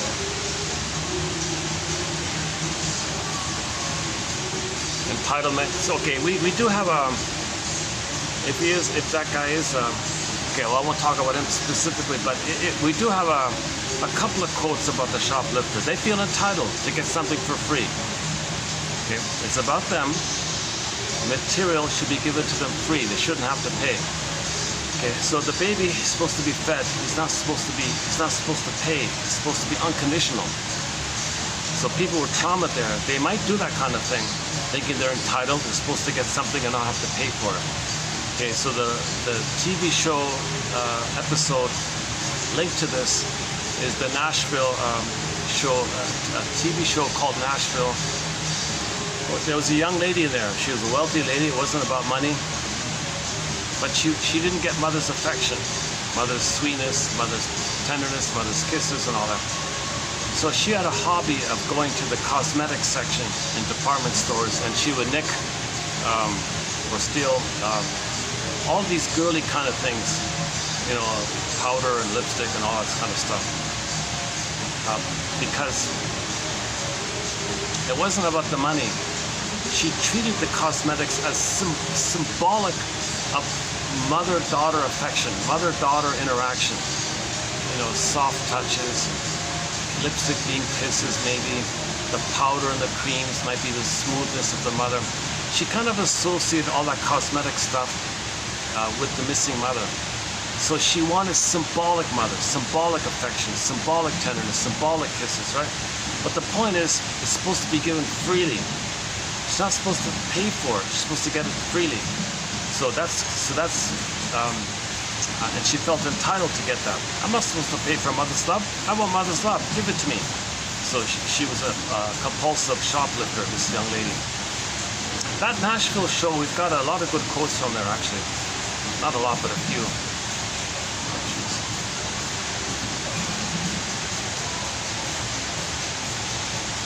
Okay, I think this guy. I think there's a little bit of a.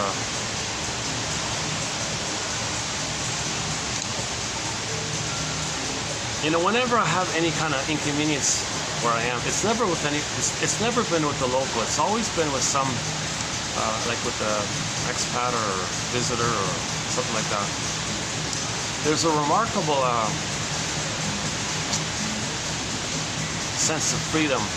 I think by people living in other countries.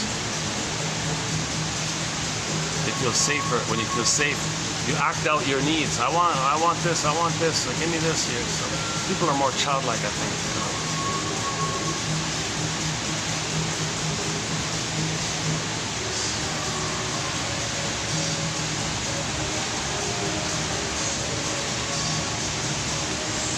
Still there? Oh, it's still there, right? Oh my God, he's sitting where I was sitting before, right where I was sitting before the bag was beside him.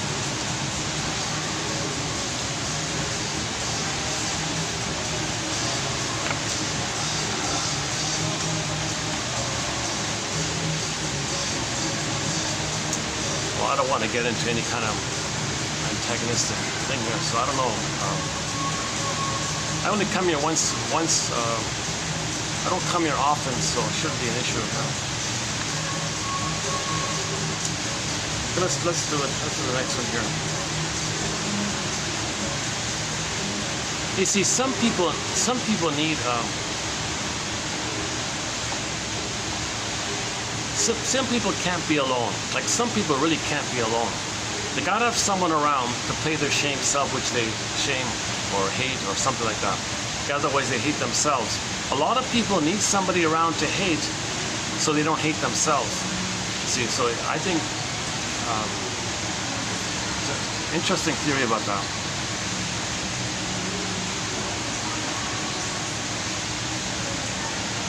Where are we here?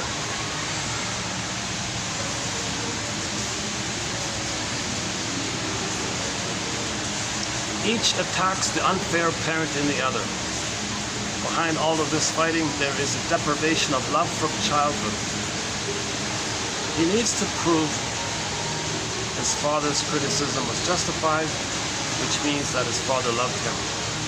Okay, she's trying to recreate the childhood experience in the present by coaxing the partner to behave like the parent. That's love with the parent, proof of love with the parent, etc. Repetition compulsion. Each one is enacting the role of the unloving parent to the other.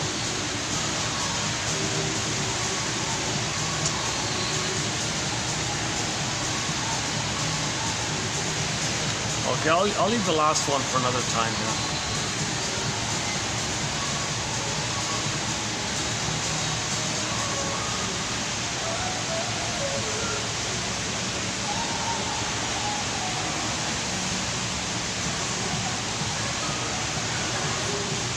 Maybe I can, let me move down to where the flowers are. So they got a little flower display thing, a couple of levers. Let's go down to the flower part.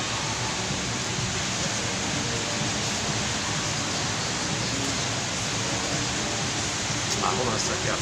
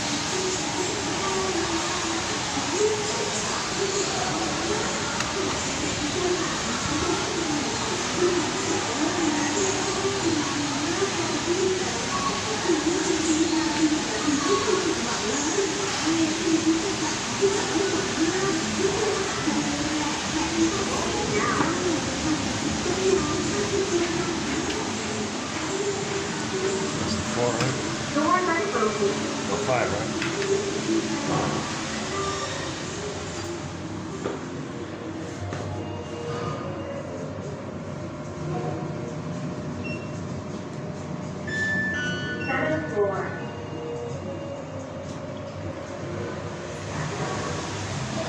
Going down. Door left open.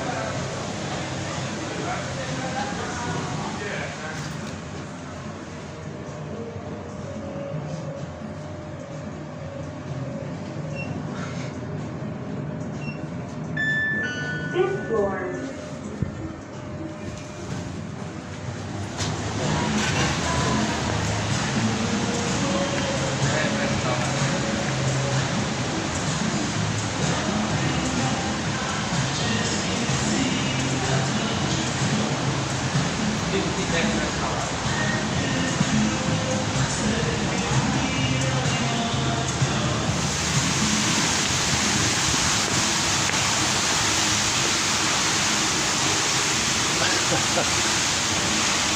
Here's a fun little spot here with the mirror. Yeah. All these flowers here. Now let's wrap it up here. Now this video didn't go as I had planned. Not one of my better videos. I didn't cover a lot of ground, a lot of distractions. But that's okay. We'll do a better job next time. I'll go to the nice hotel in the next video. I'll have a nice quiet place. And today didn't work out.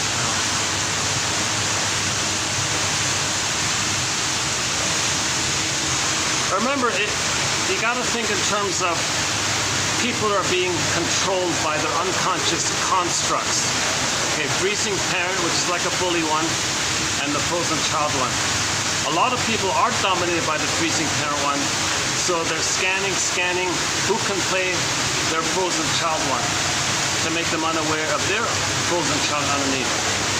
They don't want to be aware of their own frozen child underneath. So they're scanning, oh, who is nice or who's passive or who's a pleaser or who's safe, who's childlike or whatever. Okay, and try to recreate the dynamic where others are them and they're the shaming parent. And then they want to hate the one they shame. You see? So people with the bully personality pattern, for example, they hate weakness and hate vulnerability. At the same time, they feel victimized. While they're being the hater, they feel victimized and they're hating like this. So they're really in a painful interaction with their mother in the mind, okay, the memory in the mind like this. They're repeating that frustrating experience at this battle at the nipple. Okay, it was a rubber nipple. The mother was force feeding or not doing it right. Missed a tune, couldn't make it smooth. Baby was crying. Mother said, what are you crying about? Maybe she dips honey on the rubber nipple. Very shaming stuff. Babies don't want a rubber nipple. They want a natural feeding. There's no nerves in the rubber. Human connections lead to neural connections. So that's a very shaming, enraged experience like that. So the bully pattern is going to come from that kind of place. One quote about the bully pattern is, they were prematurely ejected out of the egg, the mother infant dual unity, that oneness. They were prematurely ejected, probably right at birth. Okay? You can only be ejected naturally at 4 to 5 months. You got to hatch, not be prematurely pushed out. You're enraged all your life for that. The baby's got to be fed in the egg, and then he hatches out naturally. Nature does it. Okay? This is going against nature when the mother traumatizes the baby, or the baby's removed and all this.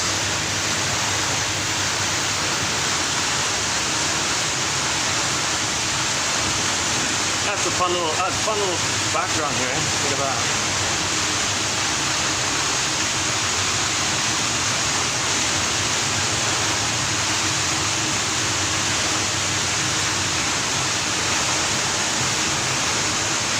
This is quite an effective advertisement by these people here.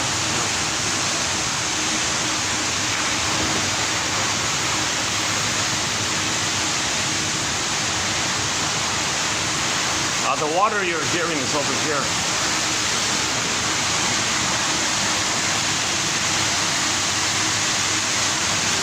There's the flower again. Yeah, look at that, eh? Wow. All right. This is also nice in here. Look at that.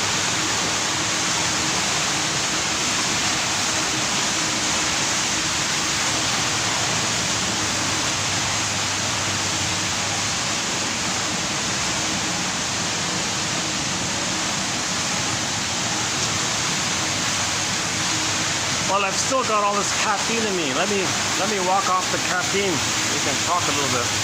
This is a short video. I didn't cover much ground in this video, yeah.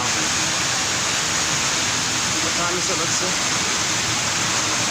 5:04. So we've got about an hour of light.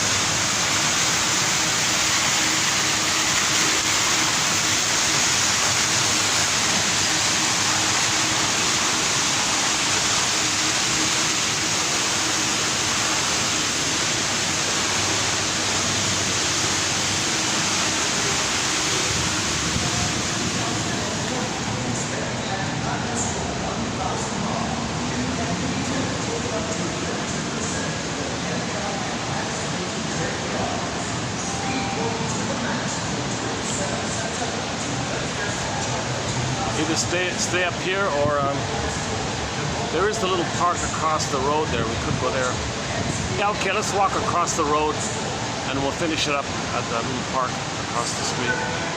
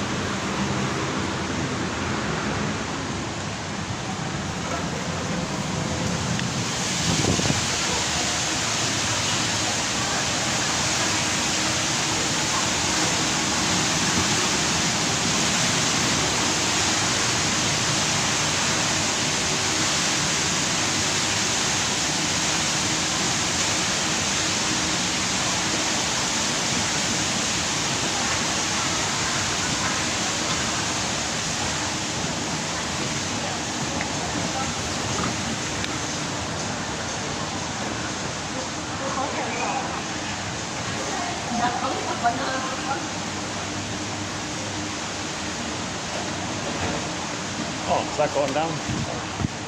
Okay, yeah, let's take this down.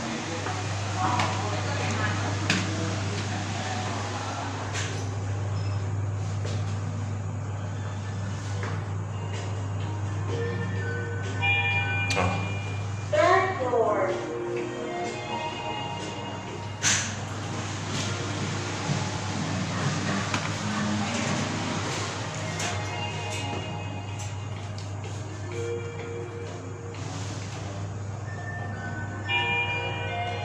Second floor.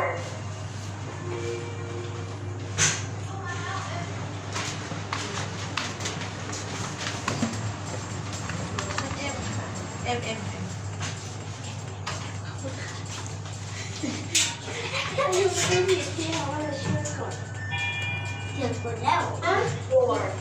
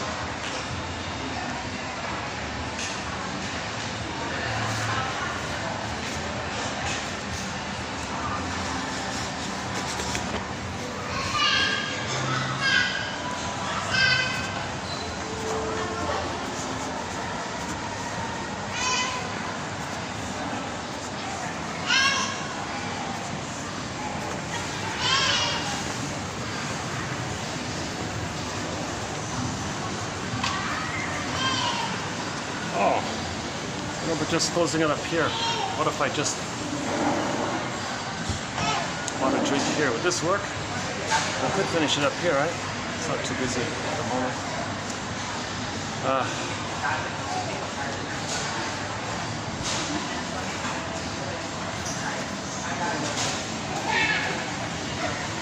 Okay, just to clarify, we did 6 videos on the work of Kimberly Harding's little self-help book entitled You and the Narcissist. 6 videos on it.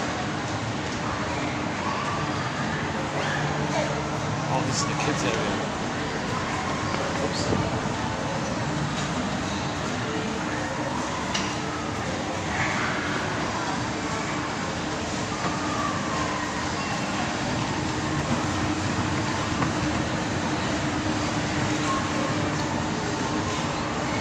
And then a few quotes from a book called It's Not You, It's Your Mother. A couple of videos by a guy named Drew Keys.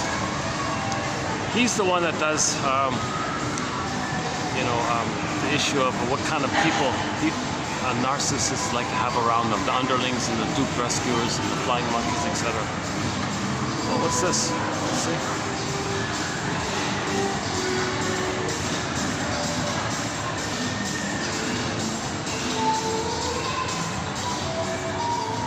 Oh, okay. Oh, let's just wrap it up here in this little art display. Let's see what they got. What do they have here? Let's see. This is like a ocean, kind of an ocean motif here. Deep blue sea, waves, unconscious. See the midnight blue, that's your beingness, and that's your act of doingness, Maybe like, let's see, what's it called here? This is Oil on Wood, Oceanic Rhapsody. All right. Oh. Yep. Is it closed? No. Can I just take a look? No. Yeah, you can take a Can I film? Yeah, While I'm yeah, looking? It's yeah. okay. Yeah, great. Okay. If you need more information, you can show. Okay, great. Thanks. Wow. Absence. That's called absence. Mother's absence. That's what it feels like to have. Can you believe it? This is simply called absence. Huh? Okay.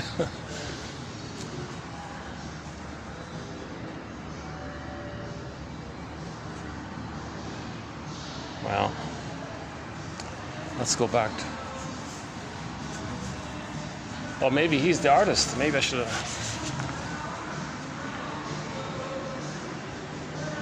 This one's called Suspense.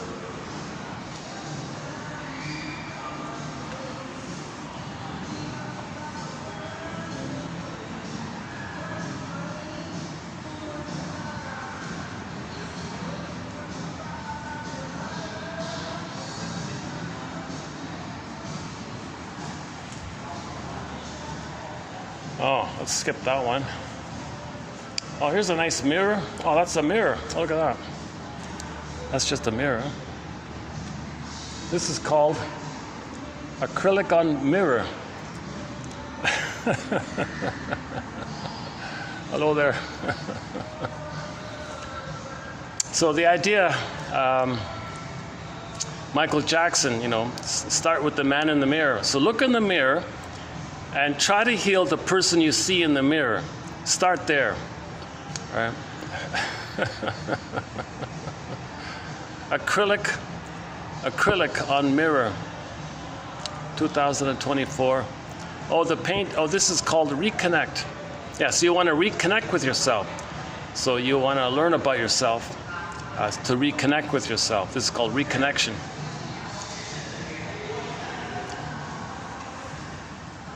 Oh, another whale motif one. Okay, mandalas. These mandalas, typically they're a symbol of wholeness and completeness.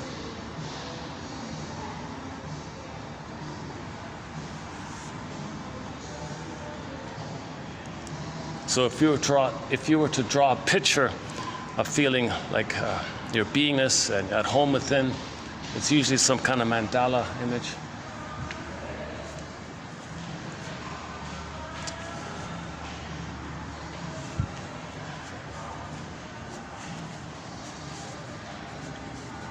This seems to be the feature one. Oh, here's the main one here. Let's see, what's it called?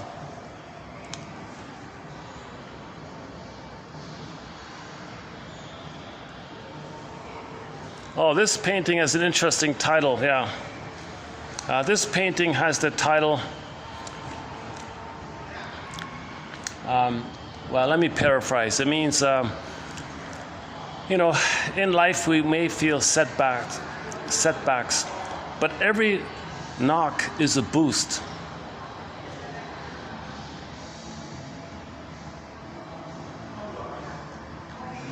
So it's about resilience and about learning, innate drive for healing. So if you're feeling some kind of pain, well, it's educational. It's telling you how you felt in the past. So there's a developmental chance. So it may feel like a setback, but that's part of the process of healing. I'm just sort of paraphrasing. These ones here. Okay, these are just some basic ones here.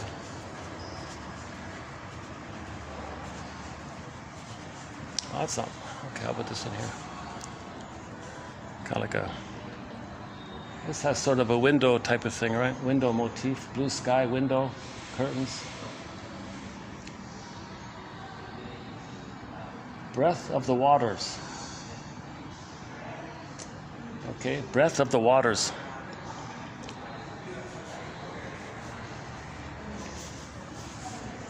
Got a handbag. Well, yeah, I'll say, yeah, that main one is not bad. Yeah. Geez, I could do the video here. I could just walk around here. Huge space here. Look at that. That's it. Okay. Go back to the mirror.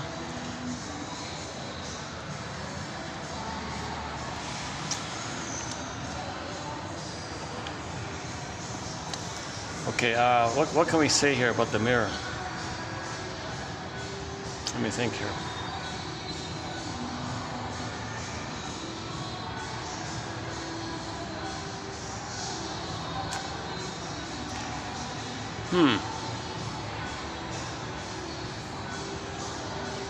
It's called reconnect. So reconnect with yourself. So when you look in the mirror, you realize maybe you're not fully connected with myself. So to what degree do I not feel fully connected with myself? Can I reconnect by looking in the mirror, i.e. the unconscious, okay, what we don't know about ourselves. So reconnect with what we don't know about ourselves. So looking in the mirror, i.e. self-reflection, self-introspection.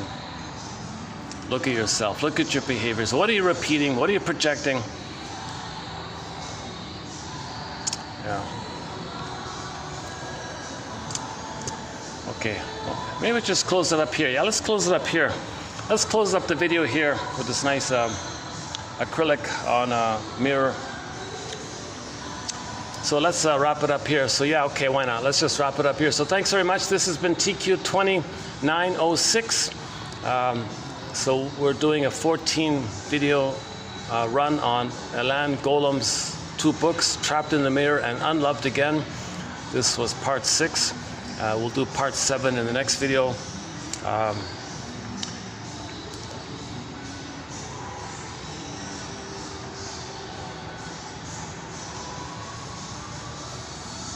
Although content-wise, maybe a little dispersed a little bit. In some videos, it's quite condensed, a lot of material condensed. Sometimes it's less material, it's kind of scattered a bit. The main thing is you click the more link, you'll get the quotes below like that.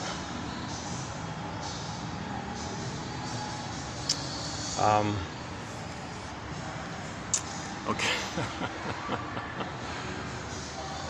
How should I close? Oh, close it like this? I'll close it like this. No, I'm being silly here.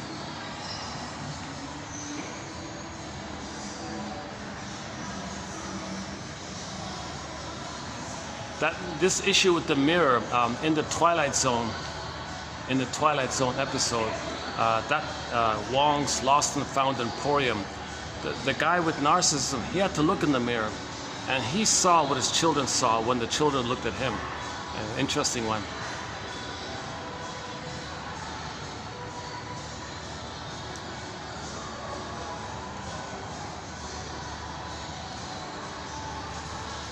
Yeah, we don't have any quotes about the Moby Dick story. Some people think it's this stubborn battle with your mother. Okay, remember the guy who's constantly stubbornly trying to defeat the whale? Okay, that's like the baby fighting with the mother. The whale was the mother. The guy in the boat was him as a child fighting with the breast. So now he continues the fight by fighting with the whale. So his stubbornnness to keep on fighting, in the Moby Dick story, his stubbornness to keep on fighting with the whale, it's kind of like this battle. It's code for this battle that we have with our mother, that she didn't love us, and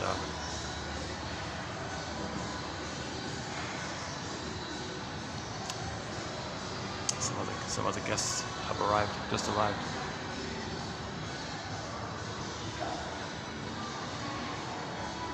Let's go back to the main one here.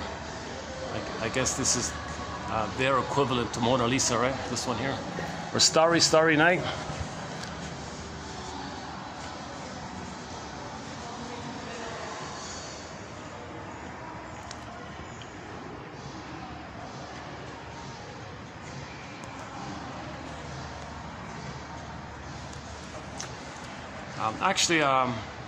A guy named, that reminds me of a guy named Chris Leiter, I think.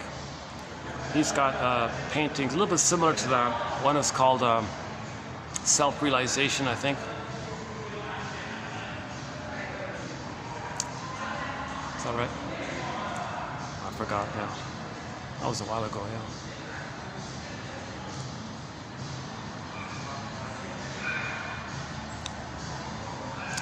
So in art, you know, you're trying to symbolize and represent something invisible about yourself. So it's an expression of your feelings, it's an expression of your conflicts. So you might have a painting, you know, like this, that might be, he calls this suspense. It could be a little bit of, it could be like fear and confusion. Like this one here, he's calling suspense. Is that right? Yeah, suspense. Okay, so suspense, there's a little unknownness and fear.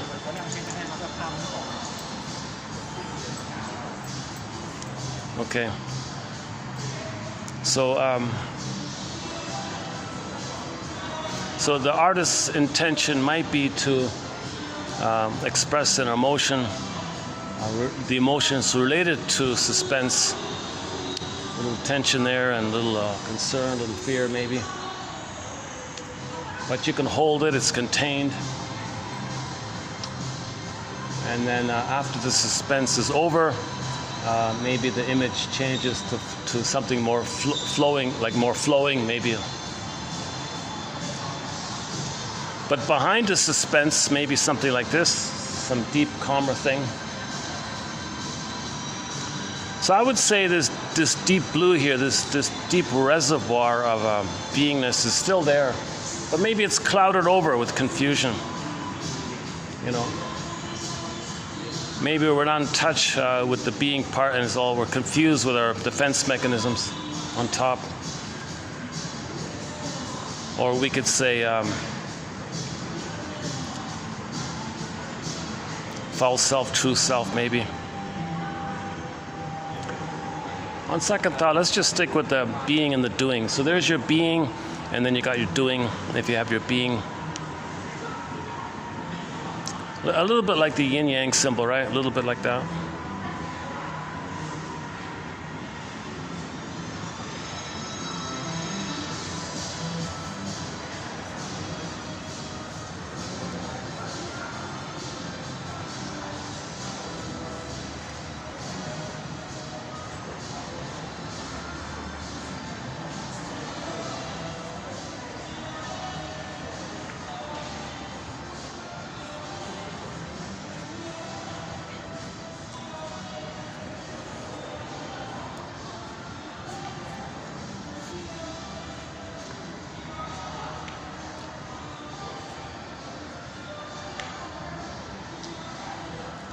Okay, let's wrap it up here. Should we still go to the park? We could still go to the park, eh? What time is it? Yeah, 5:25. Yeah, why not? Why don't we go out to the little park area? See if there are any final thoughts. Yeah.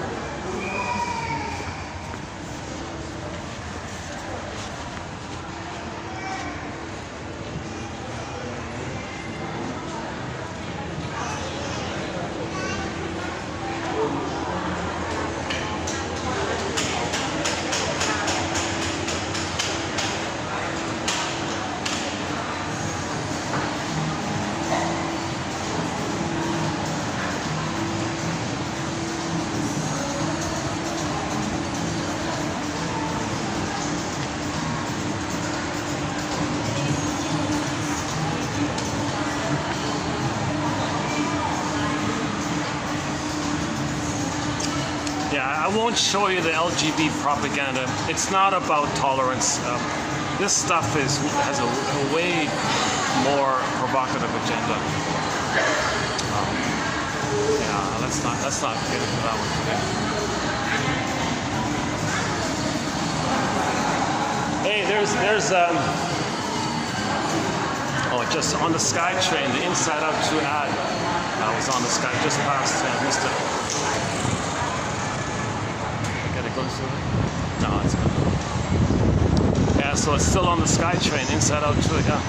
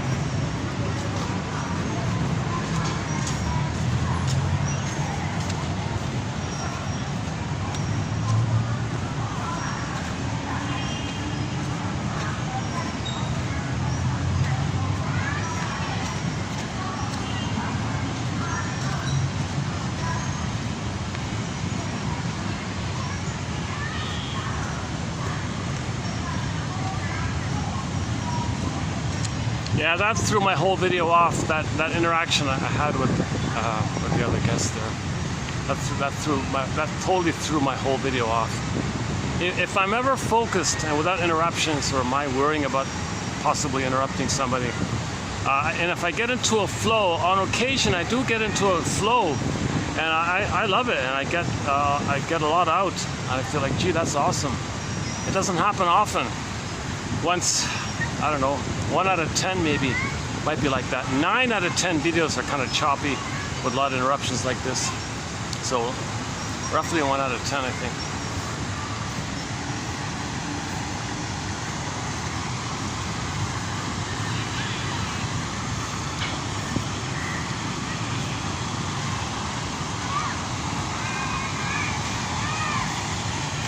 And I've been borrowing that triangle over there to talk about the 3 points. Okay, so self-activation triggers abandonment depression, which leads to defense.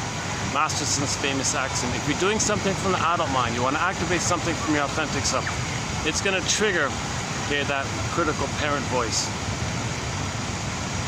Now, if there's a lot of pain involved, you may do something defensive, act out from it, or eat some ice cream or something. So originally the baby was authentic. Mother heard him. He was crying. Mother gave him some honey on the nipple or something. So that's a prototype that's imprinted in. You try to do something authentic. You feel the immense fears. Then you eat ice cream or something.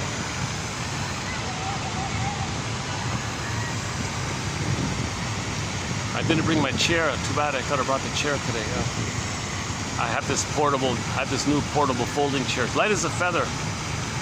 Yeah, why didn't I bring it? Yeah.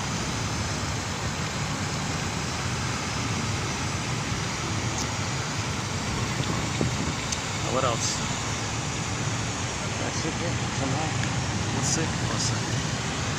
Is the grass wet? No, the grass is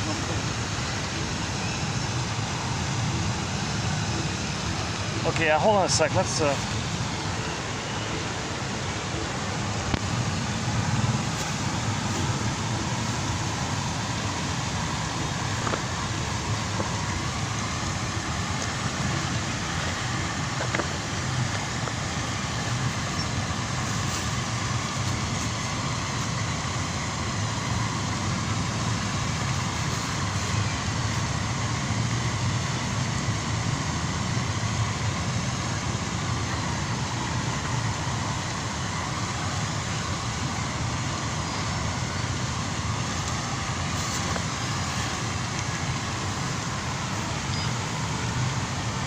maybe I can sit here for a few minutes. Yeah, let's wrap it up here. Any final thoughts here?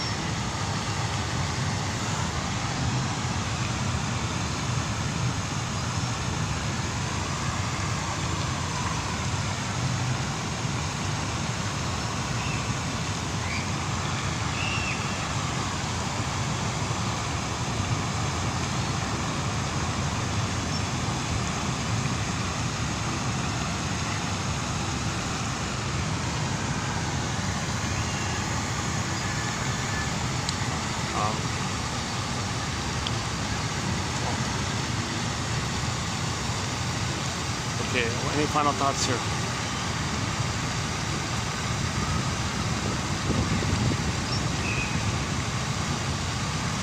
Should we do a preview of 07?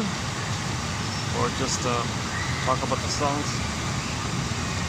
Let's see. 07, hold on a sec. Let's see if there are any highlights coming up for 07. 07, let's see.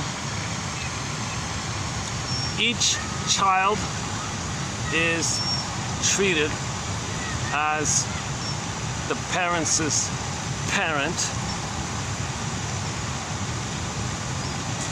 right? So you either want the child to comfort you, be a missing loving parent, or you see them as the rejecting parent and you hate your child because you think the child's your frustrating parent, or as a representative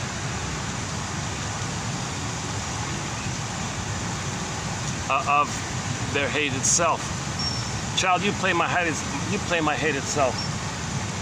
Oh, child, you play my rejecting self, and I'm angry at you. Look at that, eh? Each once hated child becomes a parent who passes hatred on rather than deal with the necessity of separating from his or her own parent. So you gotta, in healing, you gotta separate from this stuff. You gotta say goodbye to this stuff. Meaning, give up this relentless pursuit that you're somehow magically, by being dysfunctional enough, you'll win mother's love. Come on, mother, I'm very dysfunctional. Am I getting closer to winning your love? What if I'm more dysfunctional? Am I getting closer? Okay, you gotta give up. That's what he means. Separate from that. The internal freezing parent. The internal freezing parent stimulates the experience of helplessness in the internal child, as well as in the mind of the adult self, which receives its messages and does not reject them. After a person grows into adulthood, his or her internal freezing parent directs the person to seek and adore mistreating partners. Yeah, so you got the freezing parent, critical parent. You want to find others. You want to put that or see that in others. Okay? And you play the frozen child one to try to change the freezing parent, win their love kind of thing.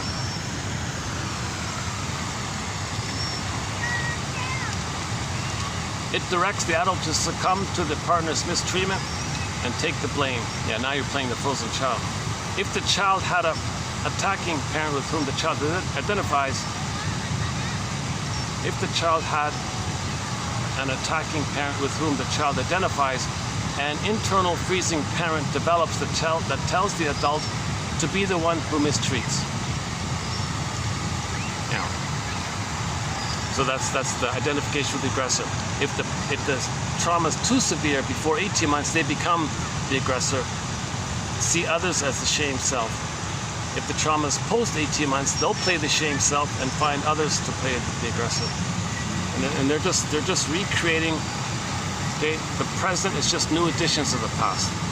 Every new present is just a new edition of the past. So you twist or wrench the present to fit the past through your projections. Transference acting out, they call it. Repetition compulsion. If you do not feel your pain, you are not driven to find its cause. Oh yeah, she was saying, you know, there's something positive about. I got a couple right by. How do I not get people in the camera? Let's do this then. Okay, let's do it.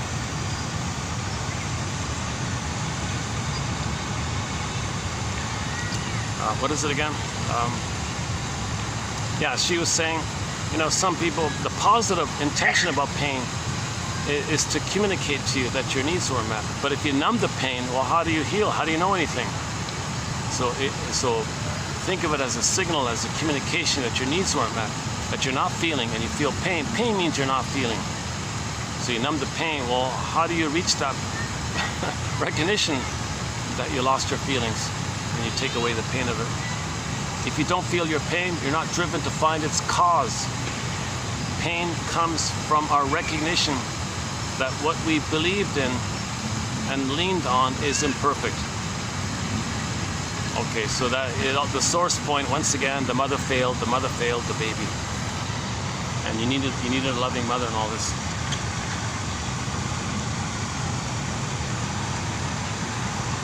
I'm the oddball here. It's all couples and families, eh? Oh, no, okay, there are a couple of other oddball. Okay. Feeling, where are we here? Feeling like a failure links us to our abusive parent. Yeah, so if you're dysfunctional, it links you to the parent. See, I didn't leave you parent. I'm still waiting for your love. I didn't beat you. See, what the mother does to the baby. Baby, you're with me or against me here. So in other words, the baby wants to be autonomous. Oh no, you're gonna leave me. I abandon you. With me or against me? Child freaks out. Okay, I won't be autonomous. I'll mimic you and please you and do what you want. Be there for you. Be a supply for you. Good, good. So the child's a failure, of course, but it links them to the abusive parent. Some people quarrel with their partners as if they're quarreling with their parent, okay? They gotta face the grief of losing unreal love.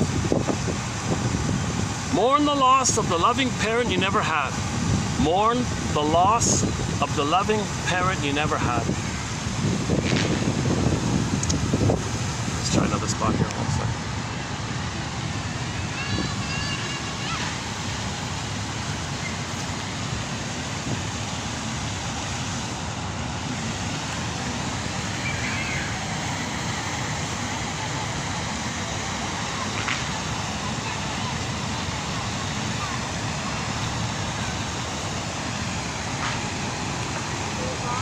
Yeah, why don't we go around on the other side there?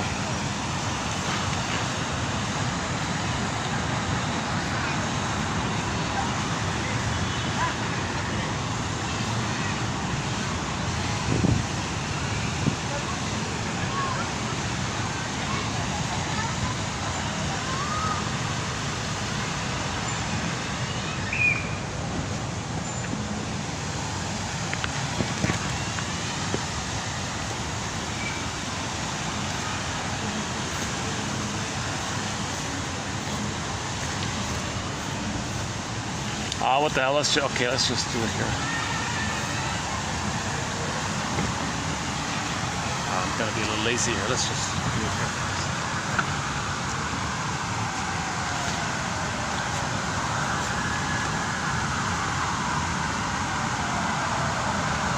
And that's a sort of a summary, a good, maybe the ultimate goal is right there.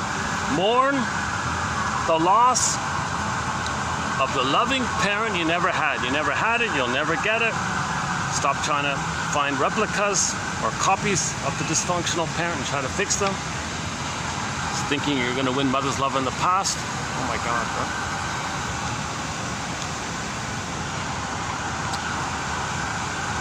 Let's see, next one. Repetition compulsion. Repeating the traumatic experience in order to overcome the early pain. That's sort of the positive intention, right? You're hoping to get out of that pain, right? Looking for a better outcome. But really, it's to find your story. You're repeating in order to know and remember. Once you know and remember, i.e. get your story, you can stop repeating. To still believe that earliest parental experience. Now there's the hope, the relentless hope. You're dysfunctional, you still have that hope to save the parent and change your parent to get her love. You still have that kind of hope. Attempting to disprove your earliest and most serious loss, that there was no love for you. Ooh, ouch, yeah. You want to disprove it. You don't want to believe it, that the mother does no love for you as a baby. You don't want to believe it. You want to disprove it. Oh, let me change, let me fix it. It's there, it's there, it's there. Just try harder. See, you don't want to face that. Yeah. The defenses we learn as children, especially those raised in rejecting homes, remain with us.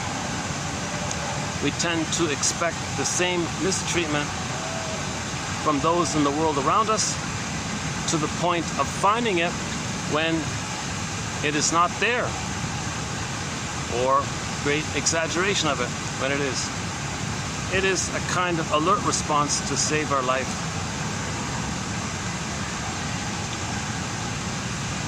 Okay, so you're still trying to, you see today through the lens of yesterday, kind of thing.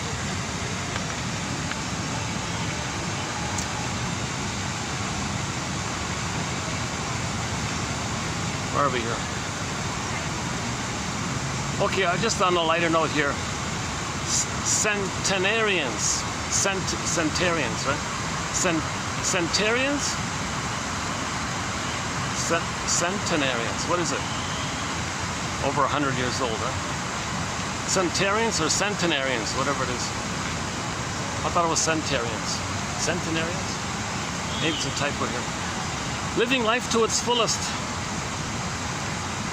Losses are mourned, and then they return to living.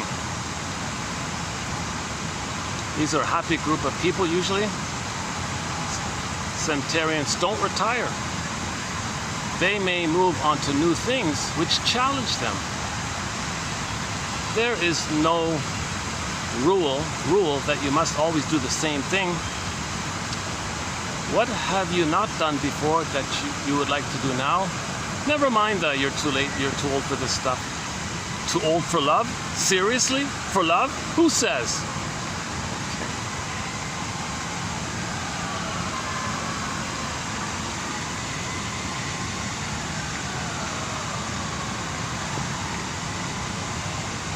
Okay, I'll leave the rest for the next time.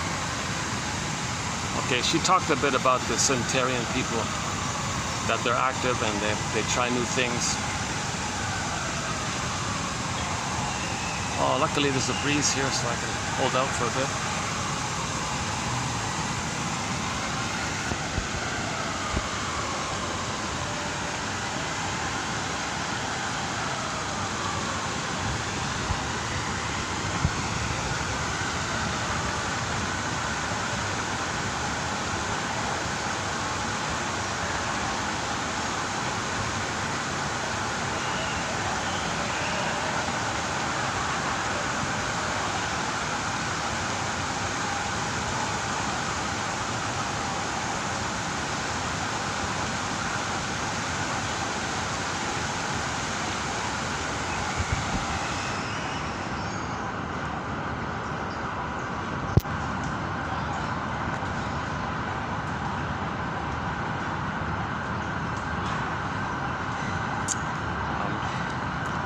It gets dark pretty quickly. Let me wrap it up in the next minute or two. Let's think about a closing song here. Let's think about a song that we can close up with. We mentioned Deli Rizdik, Carry On, Wayward Son. Yeah, about the Kansas, yeah.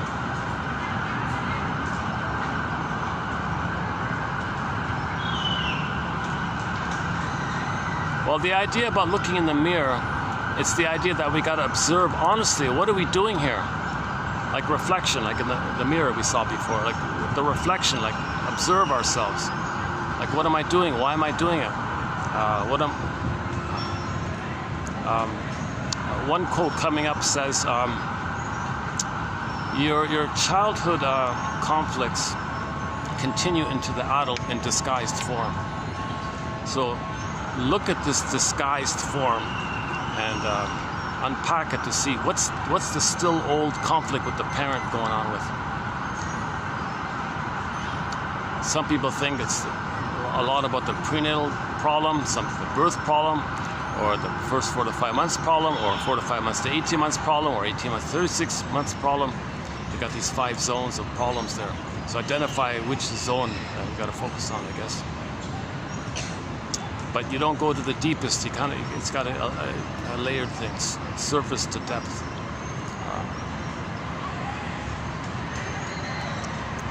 Like, I think it's a layered thing. You first face the easiest one, then you go the next one down, right? Like with the interpretations, they say it's defense before content. So you don't say why a person changed the topic. Changing the topic was the defense. The content was some feeling came up that you don't want to face. So you say, oh, I noticed you changed the topic. And then that might lead to why they did it. You don't say some painful memory came up and that's why you changed the topic.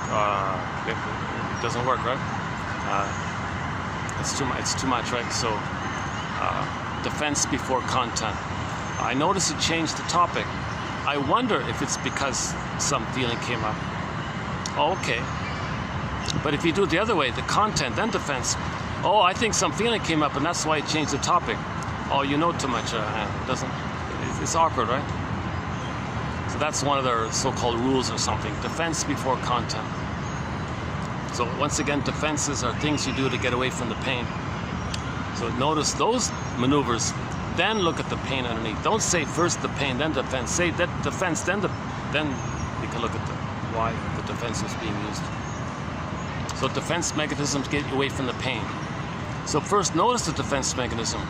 Then you can lift the lid and see the pain underneath, or admit the pain.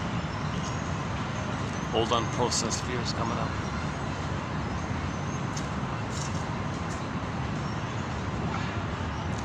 Busy little park here, yeah. I got to take a SkyTrain to get to this little area here. There's no parks near where I live, unfortunately.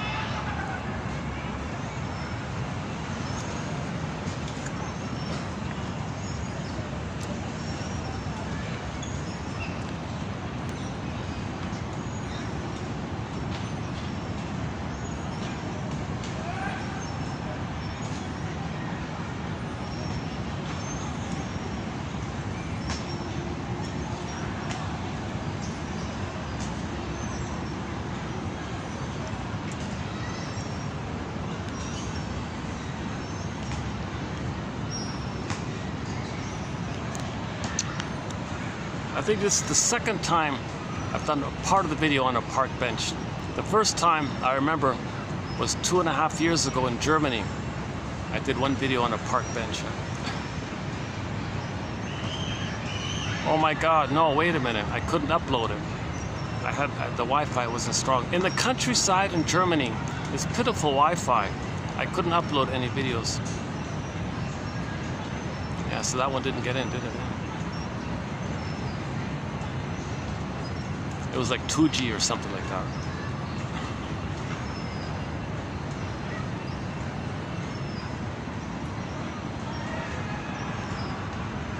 I don't know about now, but that was back in the summer of 22, yeah, August 22, I think.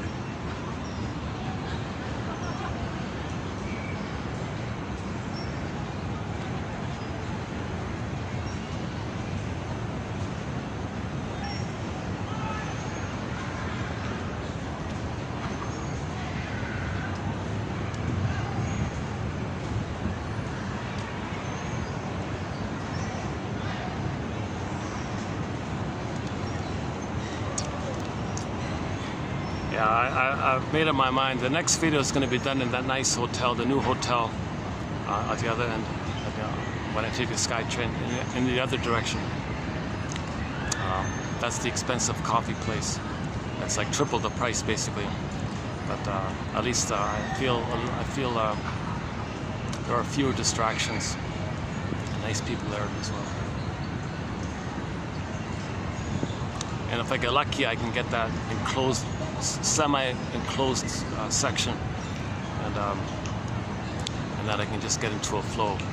My videos, it's really like a part of me wants to just like delete it and start over, but then I'd be deleting 90% of my videos if I did that, right?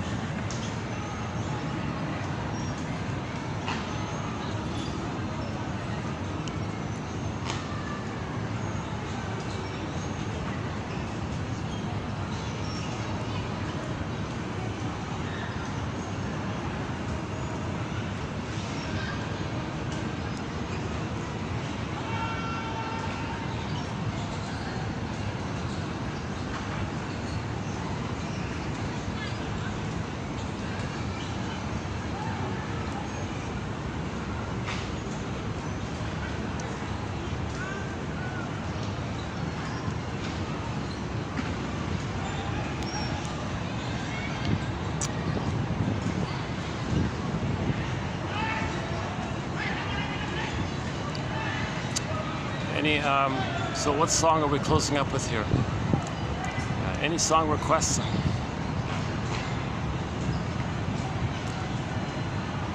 Yesterday we closed up with our theme song, Catch It, Epstein's German cover of When Listen to Mine. It begins with the bass tubas. Before that we closed up with Rick Emmett, his two songs from his solo album, Big Lie and Saved by Love. Before that was Pavlov's Dog, Late November. We've closed up with Oma Wumi's song.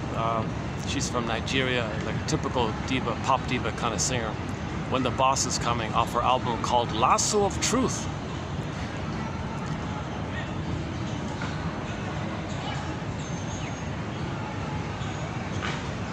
So maybe looking in the mirror is a kind of lasso of truth. Where's the truth here? She used that phrase, truth drive. There's a drive for truth. So somebody said there's an innate drive for healing. I think maybe it's the same idea. Yeah, I heard one interview with a guy who bravely wrote a kind of a truthful kind of book. An interview asked, I was kind of like, how could you do that? Like, why would you do that? You'd get in trouble from your superiors and all this. I just feel this drive for the truth. I don't know what it is. The truth's got to be said here. I don't want to live a lie. I'm betraying myself. I'm betraying others. So what's with all these lies for?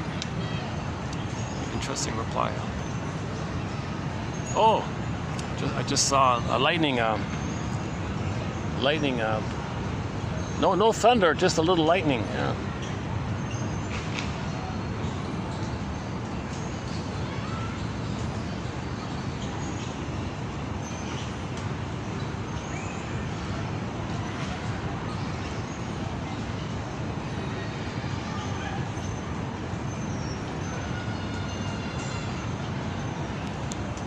Okay, let's close up with a nice mellow pop song. Let's go to Melanie Thornton's song. Let's do two of them. Let's do Melanie Thornton's song, Love How You Love Me, and Passion Fruit's song, Do You Remember? The voice of the band Passion Fruit is Letitia. She keeps changing her last name. I don't know what her last name is. Podron Sporman or something, or just simply Letitia. And there's another one. She's like a Spanish singer. So the band Passion Fruit, these are three models, just lip syncing, dancing around these pretty. But the voice you hear on the stereo was Letitia. So she does a very nice song for those girl dancers called Do You Remember? So let's close up with those two songs. They're both considered bubblegum pop songs from Germany. I mention it because somebody did a very good little biography of those two bands. Because the members of those two bands crashed in a plane. It's a very sad story about that.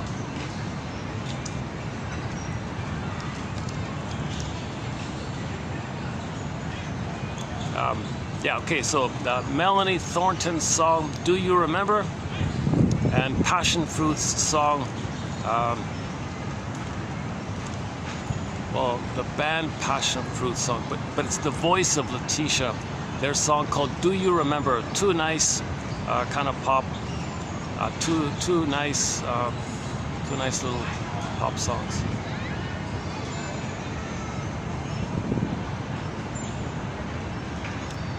Yeah, is that right? Does that feel right? Should we add a third song? Let's jazz it up a bit at the end. So those two, and let's do a third song after that. Let's close up with a rock song then. Okay, let's close up with Star by Streetheart, the classic rock band Star. The classic rock band named Streetheart, off their second album called Under Heaven, Over Hell. There's a song in there called Star, a good fun kind of rock song called Star. So let's close up with Love How You Love Me by Melanie Thornton, Do You Remember by Passion Fruit and Letitia, and Star by Streetheart. Fun, upbeat rock song. Thanks very much for the love of narrative medicine. I'll see you in part 7. We'll do it in a nice venue. I think it'll be a better video in the next one. I feel a little slightly annoyed by the interruptions and today, so it kind of threw me off today, my video. So we'll pick up in part 7. I'll see if I can get back into a bit of a flow. We've done a lot of good videos here, so it kind of waves a bit. One second.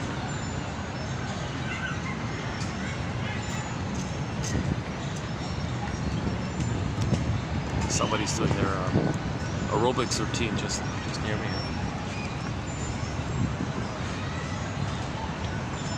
Oh. Why don't I let me back up for a second. Close up. Yeah, let's close up at another spot here. Hold a second.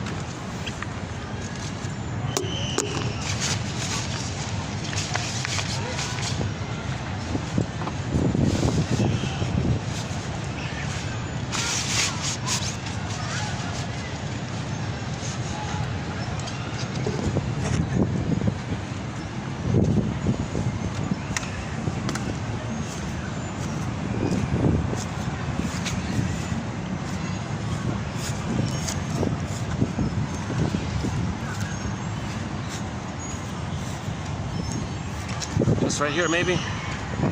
Is this okay to close up with? Oh, we got a little sculpture there. Okay, let's close up with whatever that sculpture is. What is that?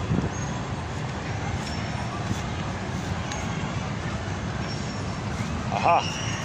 Looks like an ancient Aztec kind of sculpture. That's pretty cool, yeah.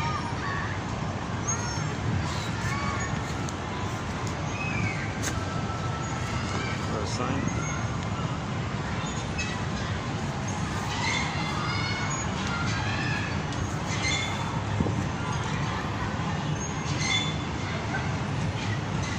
That's not bad.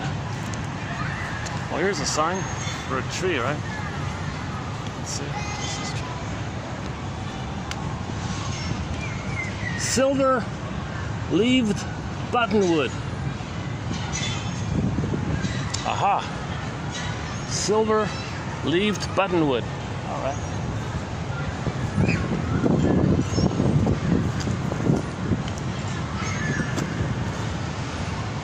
Okay, let's just go over there where the lights are and we'll close it up there then. There's another little sculpture here. You see it?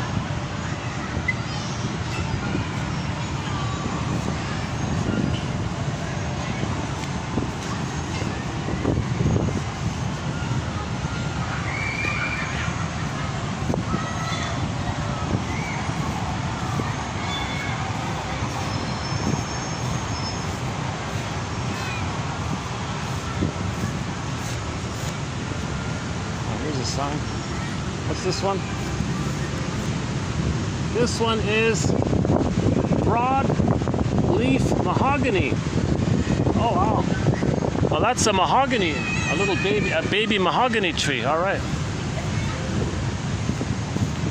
Okay, let's close up with the baby mahogany tree here. Yeah, cool, mahogany. Wow.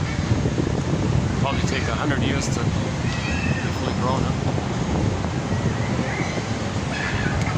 Yeah, okay, so let's close it up here.